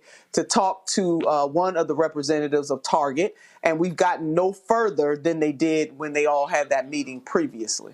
See, the thing that that folk have to understand is that when Target talked about the $2 billion, that wasn't, oh, we're going to be spending $2 billion collectively. That was supposed to be annually. Talk about it, Ro. I mean, that was supposed to be annually. So this idea in terms of what, I mean, this is the corporate statement that they dropped on April 7th, 2021. They said as part of their commitment, let me get this up on the screen 1 second. As part of their commitment, they wanted to add products from more than 500 Black-owned businesses across its multi-category assortment, increase its spend with more Black-owned companies, such as marketing agencies, construction companies, facilities, maintenance, and more, establish new resources, including the Forward Founders Program to support Black-owned companies and help them grow their business. It's right here. It said Target announced a commitment to spend more than $2 billion with Black-owned businesses by the end of 2025. Now, one of the things that they've said to Jamal that they're going to meet this by July. Here's what we haven't seen. Who? We ain't seen a list. Right. List of company amount. Company amount. When they say marketing agencies, I don't know who. Black-owned media, I think Target did. I'll check with my guys. I think Target did something with us like 3 years ago, and it was real small, and we ain't heard from them since. And so the point here is, which is what Dr. King talked about in his April 3rd, 1968 final sermon at Mason Temple, when he said, again, he said we must, he talked about, the pain. We must redistribute the pain. The bottom line is these companies are making billions off of us, and there's no ROI. They're not spending with Black-owned media. They're not using Black transportation companies, Black law firms, Black accounting firms, Black engineering firms, Black construction companies. And if they think that we're just going to keep sitting here rolling up in your store, they're wrong. And this is also sending a message, not just to Target, but to a whole bunch of other companies saying, do understand, y'all are next. That's right. There's power in our purchase. I mean, people need to hashtag that. It's power in our purchase. And to add to that, Ro, he promised this off of the back of when George Floyd was murdered. It was right when he came out and said George Floyd could have been one of my Target team members, and therefore I'm going to do X, Y, Z. All of the things that you enumerated and put on screen, they said that they were going to expand their diversity goals at the time to increase representation of Black employees across its workforce by 20% over the next year. So that would have been from 2020 to 2021. And that the company would start a new program to help Black entrepreneurs develop, test, and scale their products. They did some of that, but once Donald J. Trump came on the scene, all of those promises made all of a sudden became something that was expendable. And so the question for the CEO is, did you believe those things when you said it? Was it right and moral and also economically viable for Target too? Because they ain't just do this out of the goodness of their heart. When you said those words and now all of a sudden you don't have a commitment. So the ire in the Black community is that you made a promise to us off of the death of George Floyd, and now all of a sudden you have a neo-fascist in the White House and you don't care. You don't really give a damn about the Black community and other marginalized communities. And dare I say, ever since they made that commitment to stand with this president, they have decreased some of the shelf space. There is no guarantee for those Black businesses. And shout out, Ro, to the Black business owners who said on their own, if the Black community is boycotting, we don't want them to purchase none of our stuff out of Target. Come purchase from us directly. That is a beautiful thing. That has to be answered to as well, that we have to continue to support these Black businesses. How do we shore up Black institutions because of this? Because it's Target today. Other companies are folding to the bigotry. The Black community and other marginalized communities remain vulnerable unless we unite in the way that we're doing right now and letting them know, to your point, the point I'm making, Tamika, Pastor Bryant, and so many others, you're not going to play us, and that there's power in our purchase. And as my grandma used to say, I can show you better than I can tell you. And as we know, these companies are real good at trying to pick off different organizations, try to have separate meetings. And it's important for organizations to know, if there are any Black organizations who are trying to have side meetings with Target, and they are not a part of this boycott, they have not used any of their resources or notified people, if they are not communicating with the leaders of this boycott, we gonna call them out publicly. Because what cannot happen is for folk who ain't invested anything in this effort to then go try to break off a few crumbs by negotiating behind the backs of the people who are actually doing the work. Amen, Ro.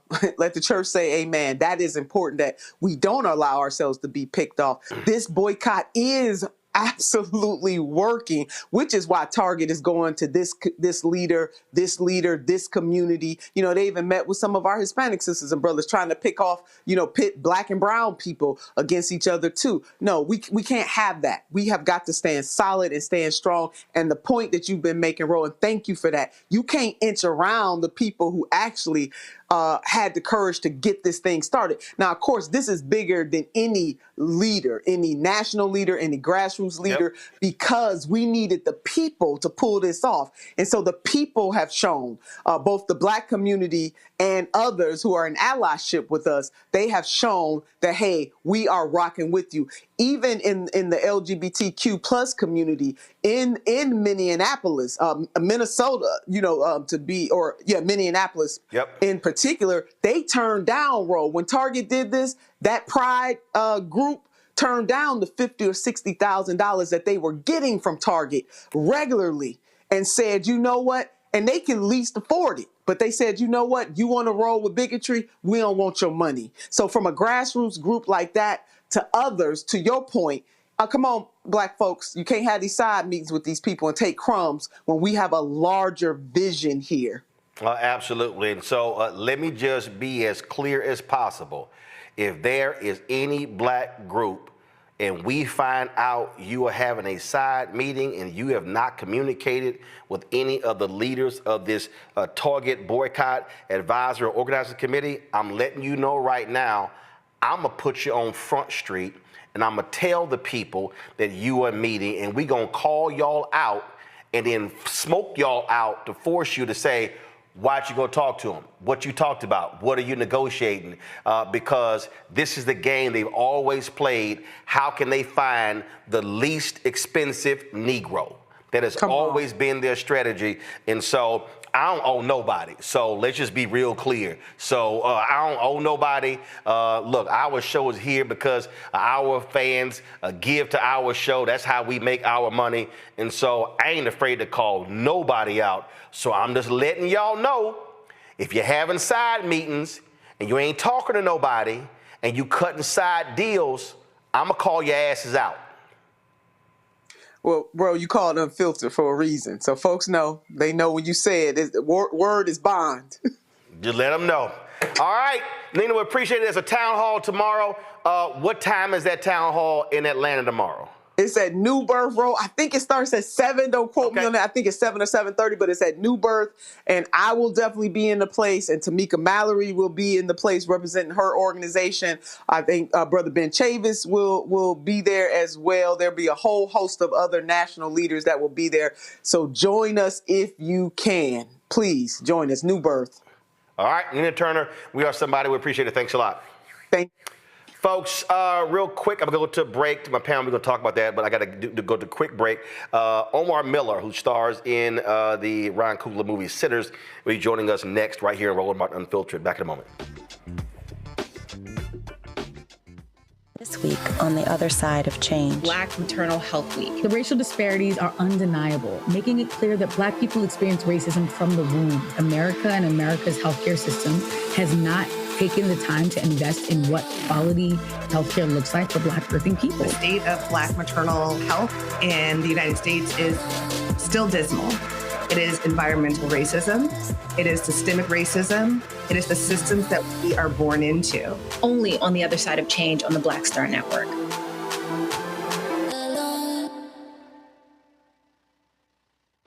Hey, I'm Antonique Smith. Hey, I'm Arnaz J. Hi, this is Cheryl Lee Ralph, and you are watching Roland Martin, Unfiltered. I mean, could it be any other way? Really? It's Roland Martin.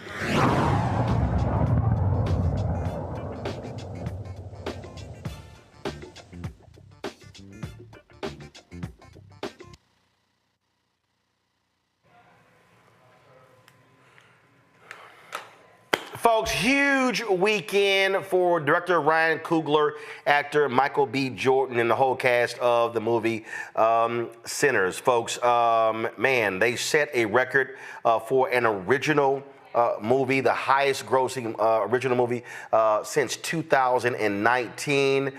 They took in $48 million at the domestic box office, again, setting the new mark for the best box office launch for an original film since the pandemic. It has gotten a huge response on Rotten Tomatoes. Go to my iPad. On Rotten Tomatoes, they earn a 98% critics and a 97% audience score, the highest score for a studio-wide release since Universal DreamWorks' The Wild Robot. They earned an A on CinemaScore, marking the first time in 39 years that a horror film has earned a grade that high from the audience. That is absolutely huge, and they expect to do big business the next several days. Actor Omar Miller is in the movie. He joins us right now. Omar, glad to have you here. Man, y'all all got to feel pretty doggone good. Come on. These sinners got blessed this weekend. It worked out. The thing that's also amazing is very interesting here. I've been seeing all these folk talk about this deal that Ryan Coogler cut where he gets ownership of the film in 25 years. And boy, it's some folks, they hot and bothered. Well, ooh, they got them upset. Yeah, but here's the deal, though. If the movie tanked, they wouldn't be saying nothing. See, the reality is... we've seen quite a few headlines that kind of intimated that they wanted the film to tank. Yeah, absolutely. And an audience has turned out in record numbers. And what's great about this wasn't a cape. It wasn't a superhero. It was an original idea. And I think that's what the public has been craving, something new, fresh, original, and not a sequel or a prequel or the 10th or the 11th of the same tired concept.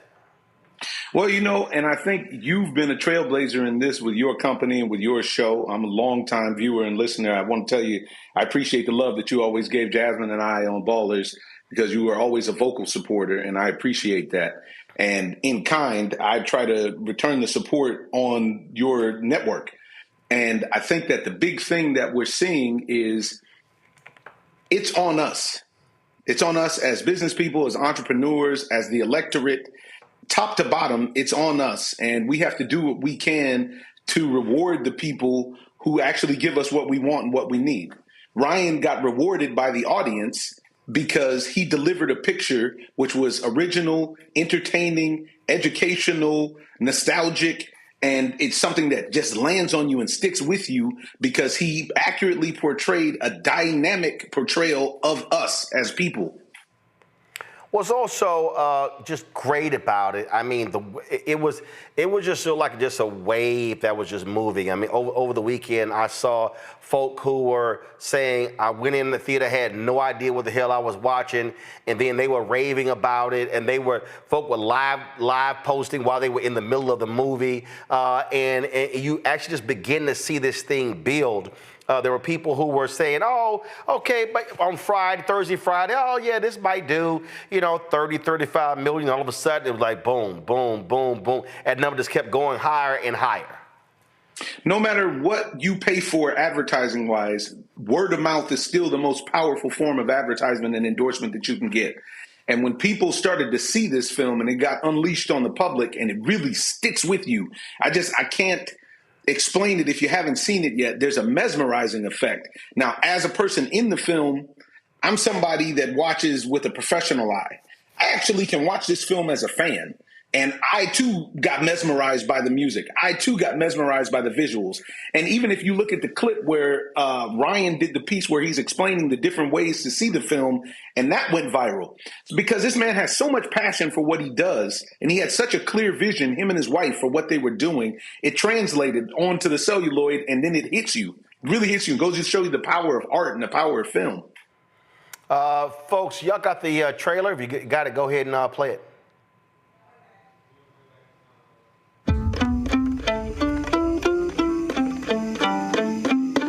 The summertime has come, and the trees are sweetly blooming.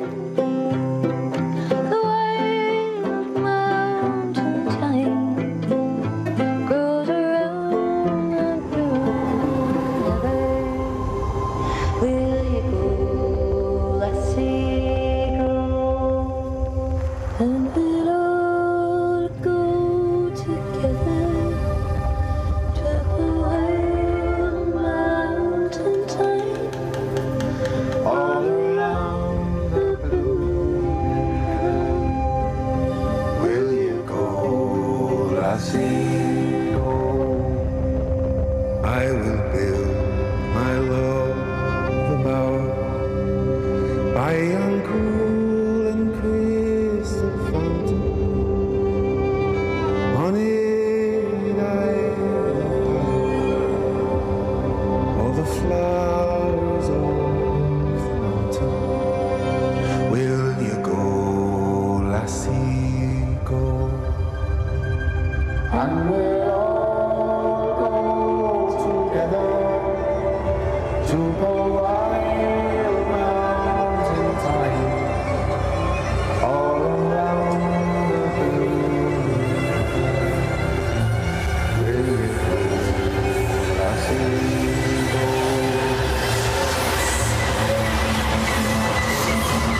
Will you go, lassie, go? I haven't seen that trailer. That's a new one. It was an original one they released.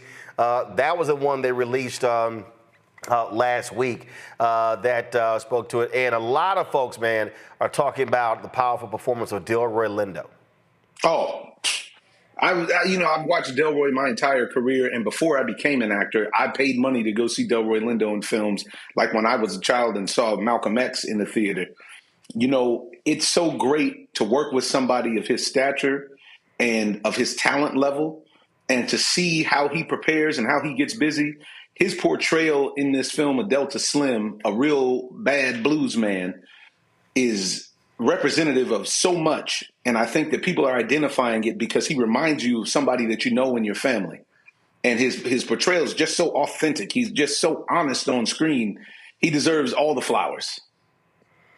Questions from my panel. Let's see. Has anyone on the panel seen the movie? Did y'all see the movie this weekend? Yep. Okay. Well, Omekongo, you get to go first then. Yeah, I was one of those people who didn't know what to expect. And so halfway through, when I started seeing red eyes, I'm like, oh, my goodness.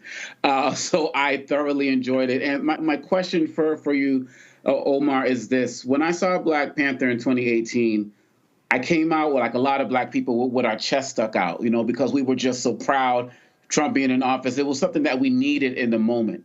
Even though this movie is different, are you getting the same types of vibes, particularly from Black people who are seeing this movie with all of the anti-DEI stuff going on, that this is the movie we need in this moment?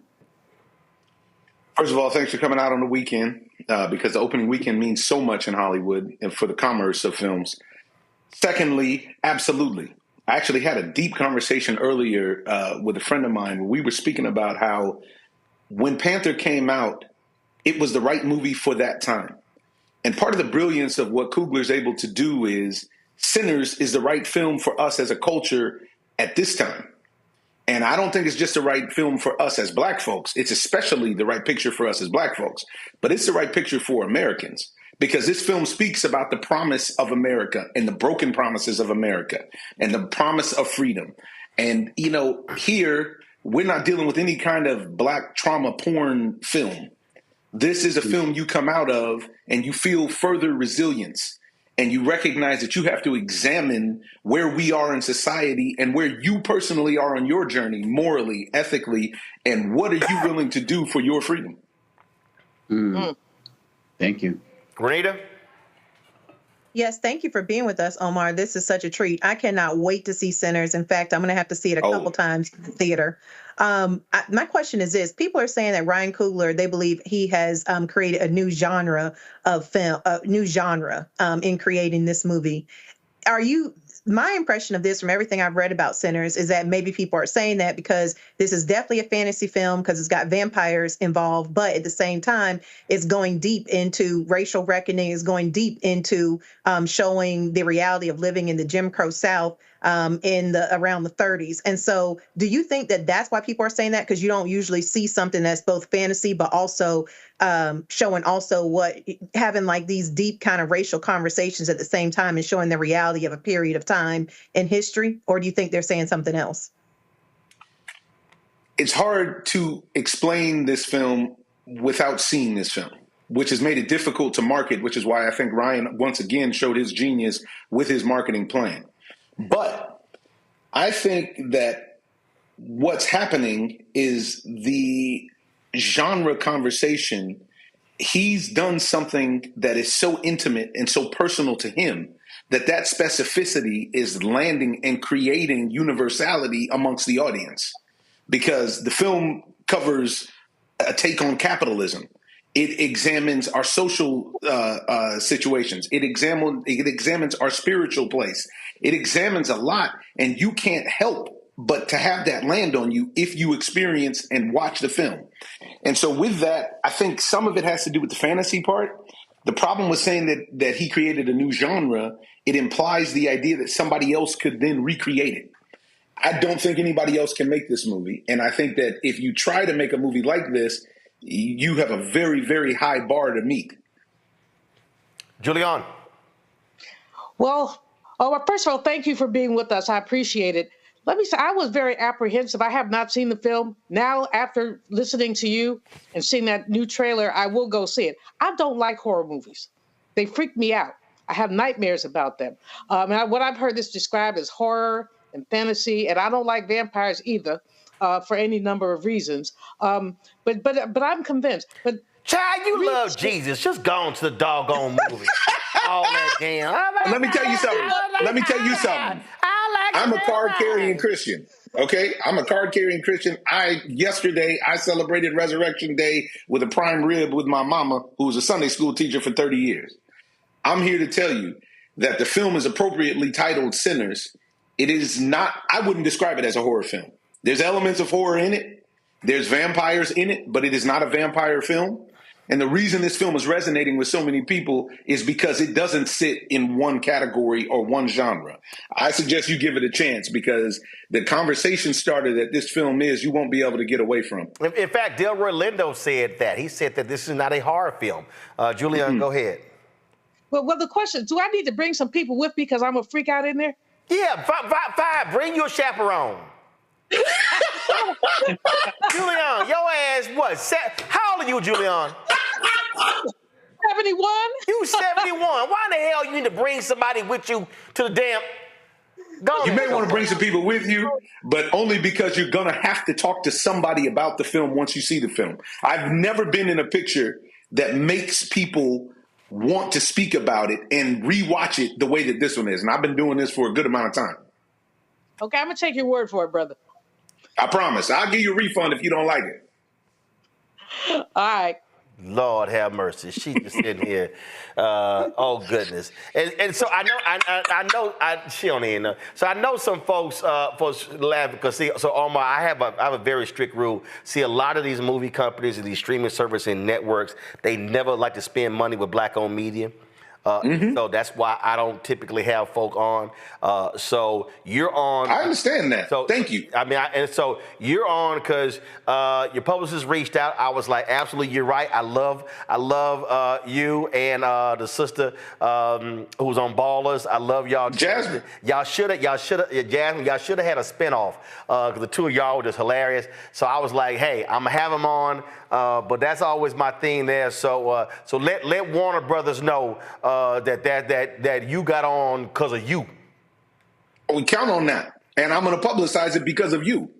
And because let me tell you, I appreciate the Black-owned business element. I grew up; my parents are entrepreneurs. I know how hard the hustle is, and I know that we have to support if we're ever going to get out of this rat race that we're in, where the they thinks that they can sidestep us and our businesses. Absolutely.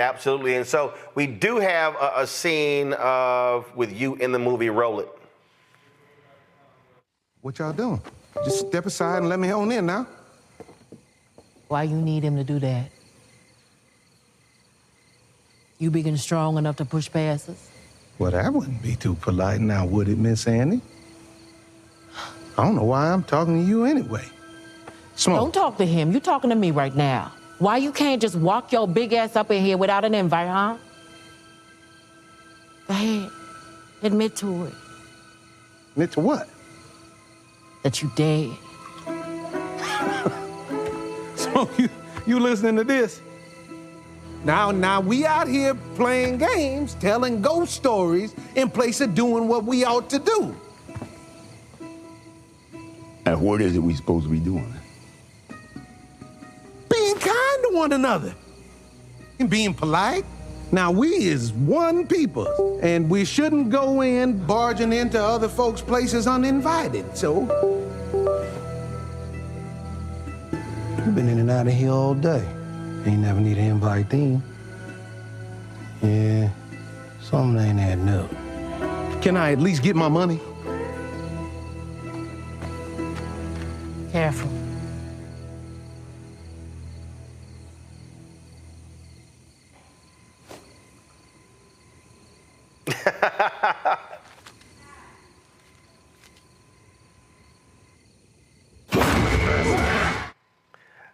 See, that's the money he gonna get. Julian, why you jumping?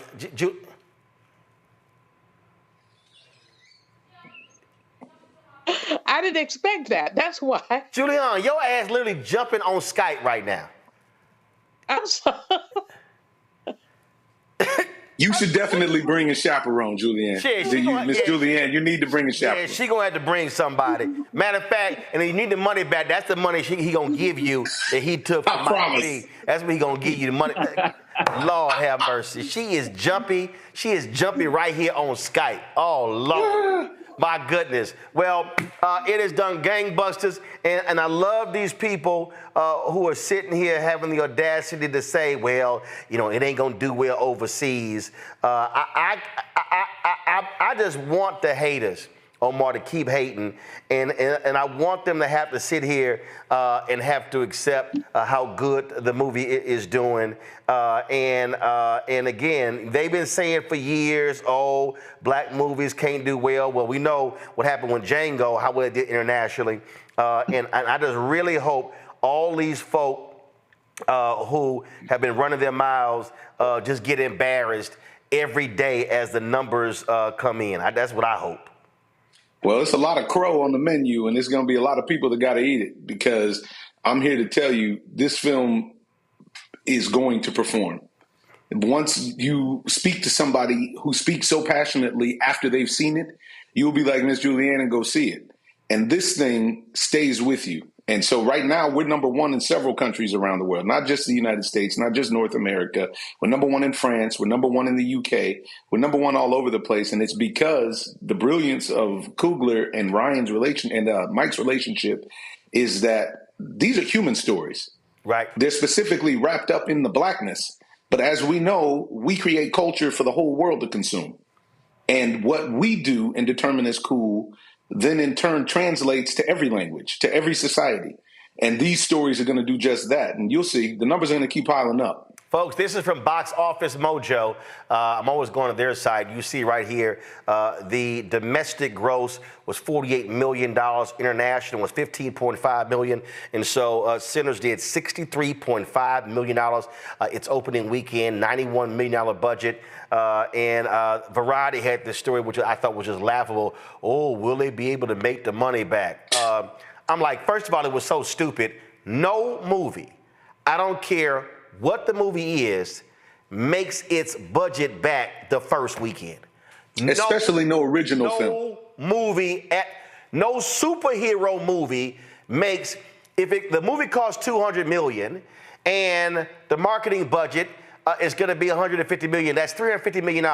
They don't make that opening weekend. That story was a joke. I think it was actually the New York Times or Variety, one of them. But it was just a joke. I think it was Variety, which is unfortunate because that's an industry, trade magazine. The other piece that is fortunate about that, though, and I think this is the lesson to be had, one of the most vocal voices saying this is a ridiculous headline is Ben Stiller, who is a Hollywood heavyweight who has plenty of box office behind him. And he pointed out that no other film would ever warrant this headline. And he lets you read between the lines on the why. Patrick Schwarzenegger came out speaking about how ridiculous it is. Joe Russo, who I worked with actually before, of the Russo brothers Avengers fame and Marvel fame, came out and blasted it. It's all right. The haters are going to hate. But truth be told, you can't stop this because, as you see on social media, this film is a movement. Sinners is out. Good luck if you can get a ticket, because this thing is going to run. All right. Omar Miller, I appreciate it, my brother. Thank you so very much. Roland, keep doing what you're doing. Thank you to the panel. Thank you for having me. And, hey, man, Godspeed. Appreciate it, my brother. Thanks a lot. Folks, I'm looking for the tweet that they posted, and it really was laughable, Ome Congo, that Variety posted this. I wonder if it's even still up. I purposely took a screenshot last night, thinking that they may delete it because they caught so much flack over the post. So first of all, you see here, 8 hours ago, they have this here, 5 reasons why Ryan Coogler and Michael B. Jordan Sinners ruled the box office, but that's not the one everybody's talking about. I'm looking for, I have the screenshot, guys, I have the screenshot, but I'm purposely looking to see if their tweet is still up. The thing that was just, what was crazy to me is when you see these stories. And in fact, not just them, the New York, I'm gonna pull up the New York Times, same thing. Their headline was just dumb, how they wrote about Quentin Tarantino's movie and then this movie here, similar budget, being original. It was just dumb. But see, this is the dumb stuff that we see constantly with this. And let's see. Here it is. This is the tweet. This is why people are criticizing them. Sinners has amassed $61 million in its global debut. It's a great result for an original R-rated horror film, yet the Warner Brothers release has a $90 million price tag before global marketing expenses, so profitability remains a ways away. That is just stupid, Omakongo, just stupid. Yeah, their inability to read the room as it relates to this movie and that low-key hate. I'm glad Ben Stiller and other people have called this out. The fact of the matter is, it's a powerful movie. It's an original movie. And you, like you said, it crushed it over the weekend. At one point in the weekend, it surpassed Minecraft, and I think it surpassed Minecraft for the entire weekend, right? So really, at the end of the day, why can't they just celebrate the greatness of this movie? Like you said, the fact that it's not a comic book movie sequel, the fact that it's not based off of a video game. This is, two brothers in Coogler and Jordan doing their thing. And after one weekend to say something like that, to try to throw some salt on what they're doing right now, it's absolutely ridiculous, particularly in a time where I saw Minecraft, no black males in that cast. You got movies like Fantastic Four that's coming up, no black males, Marvel's Thunderbolts, both Fantastic Four and Thunderbolts, I don't think have any black male or female leads. And so this was a powerful movie, but like Miller said, this was a movie for everybody. And so why don't you just let it give it its run like we do with every other movie, like you do in Variety with every other movie? movie and stop throwing hate on this. But like Miller said, this is one of those movies that has broken through, and it has broken through quickly, and it's becoming a movement to go and be in this space. So they, like you said, they're going to be in Crow really soon. I love it when the haters, who is this fool? Somebody named Tom Snyder, some conservative. I love this here. This is going to give y'all more reason to go watch it.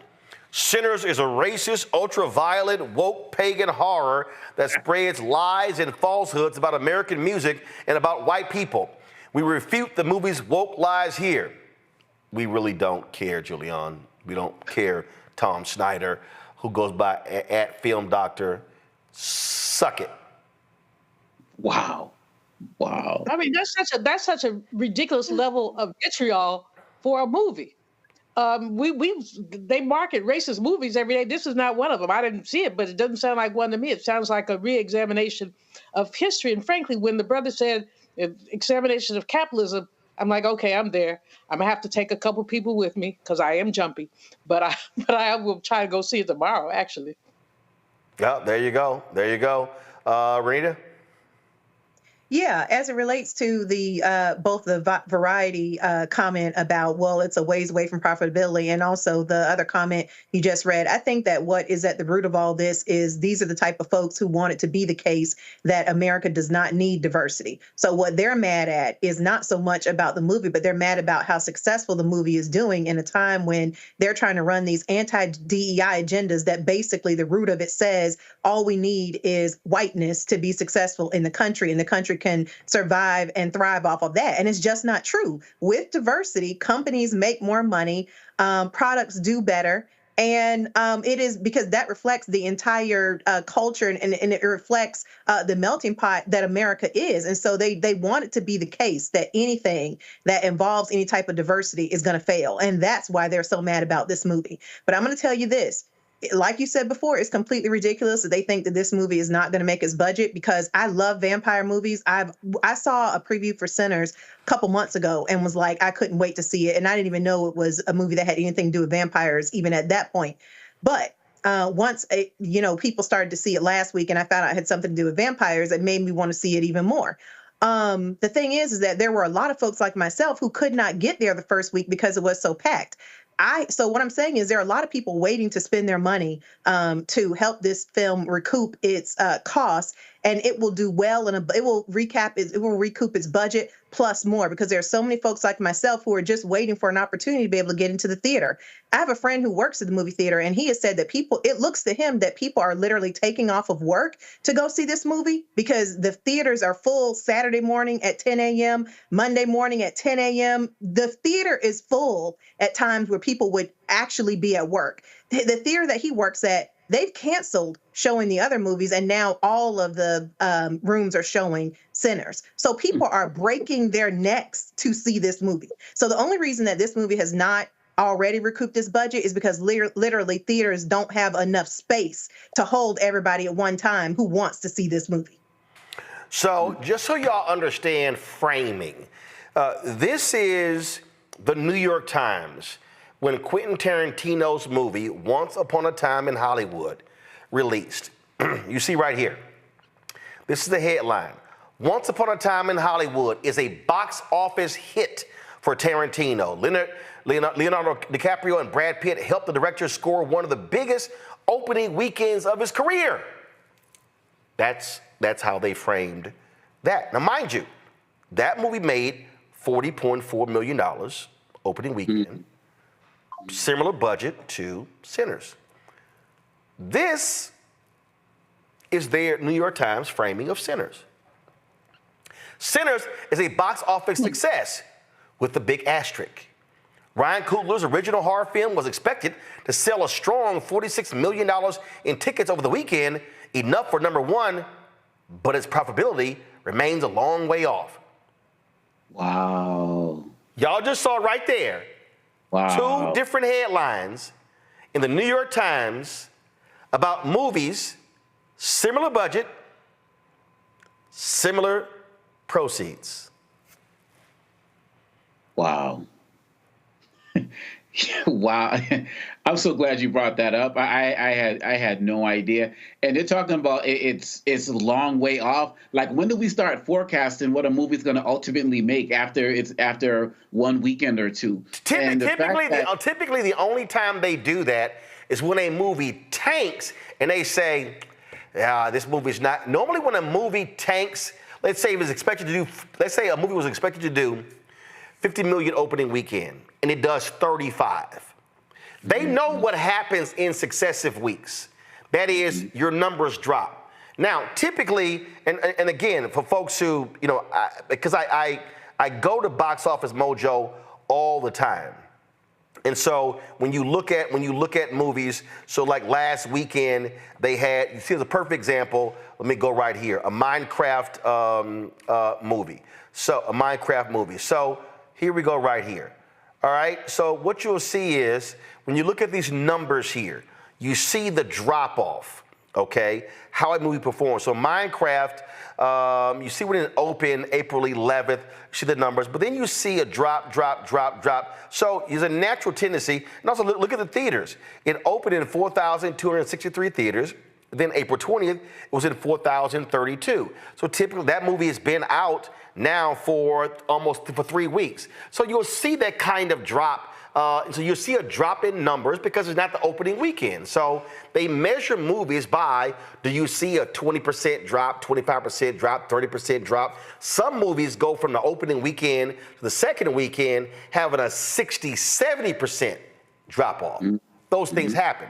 But the reality is, this type of, I would not be shocked if come next Monday, Sinners drop off might be 20% because it's going to have stronger word of mouth between today and this weekend. Absolutely.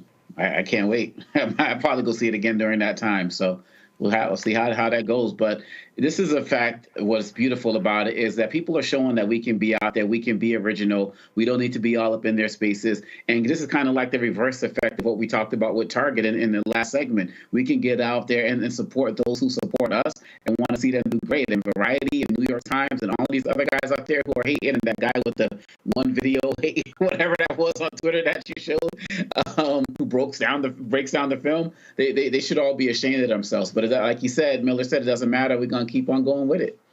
Absolutely nonsensical. All right, folks, I appreciate it. Thank you so very much for joining us. Scary ass Julian, Renita, and Omekongo. Thank you so very much.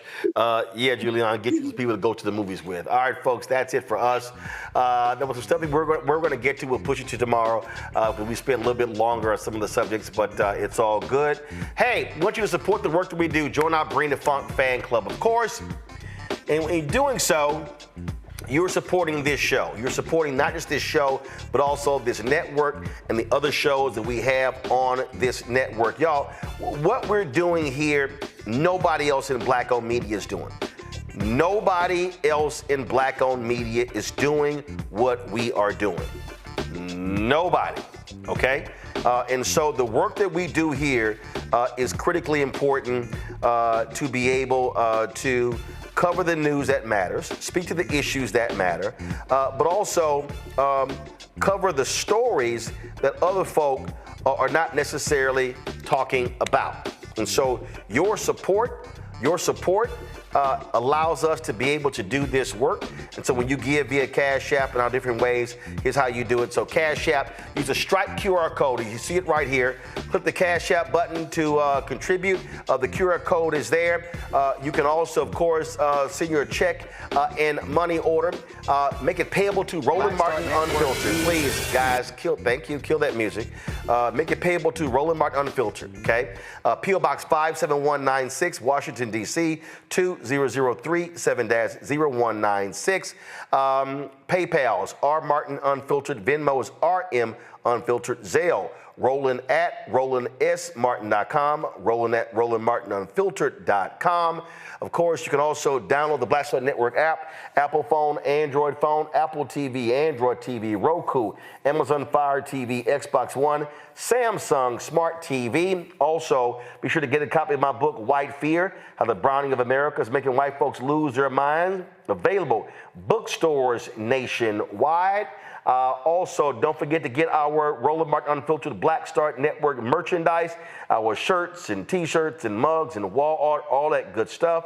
If y'all have placed some orders and you have not gotten it, send us an email. Just go to RolandSMartin.com, click contact, send us that email, and then we will follow up with the folks. I know they've had some issues with one of their warehouses, but we'll try to help you make that happen. And so go to RolandMartin.creator-spring.com. And of course, the QR code is there as well. Don't forget, download the app Fanbase. We want to get 1 million followers there. And also, if you want to invest, go to startengine.com /fanbase, startengine.com /fanbase. And so a lot going on, a lot that's happening, folks. And so we appreciate all of your support for the show. Thank you so very much. And before I go, let me shout out. Today's my 24th wedding anniversary, so shouting out Jackie Hood. This was in Jamaica, of course, walking along the beach. I know I'm always in my video cameras, so shout out to her on our anniversary. And all of my Texas A&M folks, there's Aggie Mustard. We remember Aggies who have passed away in the previous year, so condolences to all of those families as well, including my Pi Omicron frat brother, Brian Edwards, who passed away a couple of weeks ago. Folks, that's it. I'll see you guys tomorrow right here. Oh, yeah, last night, what's that beep I just heard? There's a computer issue. Okay, I just heard it again. We were trying to figure out the problem earlier. All right, y'all, last night my Rockets lost game 1 to Golden State. It's all right, though. We're going to handle business in game 2. And so, yeah, I came fully representing. Matter of fact, let me just show y'all. Anthony, go to the other camera. See, some of y'all Henry, who worked on the show, y'all, he ain't got no basketball team, so he don't understand about how do you rep your team because he ain't got one. So, you know, I had to go ahead and sit here and rep, of course, with the pants here. You know, we got the Rockets over here, then I got the socks as well. You see the Rockets logo, so this is how we represent. So Steph went crazy last night. Jalen Green, you ain't show up, bro. You got to show up game 2. So, M.A., you're going to handle the business, and hopefully Reed Shepherd can get some time hitting some three-pointers. And so, H-Town, down 1 game, but game 2 is in Houston. So, let's handle our business against the Warriors, all right? I'm going to see y'all tomorrow. Holla! Black Star Network is here. No punch! I'm real revolutionary right now. Thank you for being the voice of Black America. All momentum we have now, we have to keep this going. The video looks phenomenal. See, there's a difference between Black Star Network and black-owned media and something like CNN. You can't be black-owned media and be scared. It's time to be smart. Bring your eyeballs home. You dig?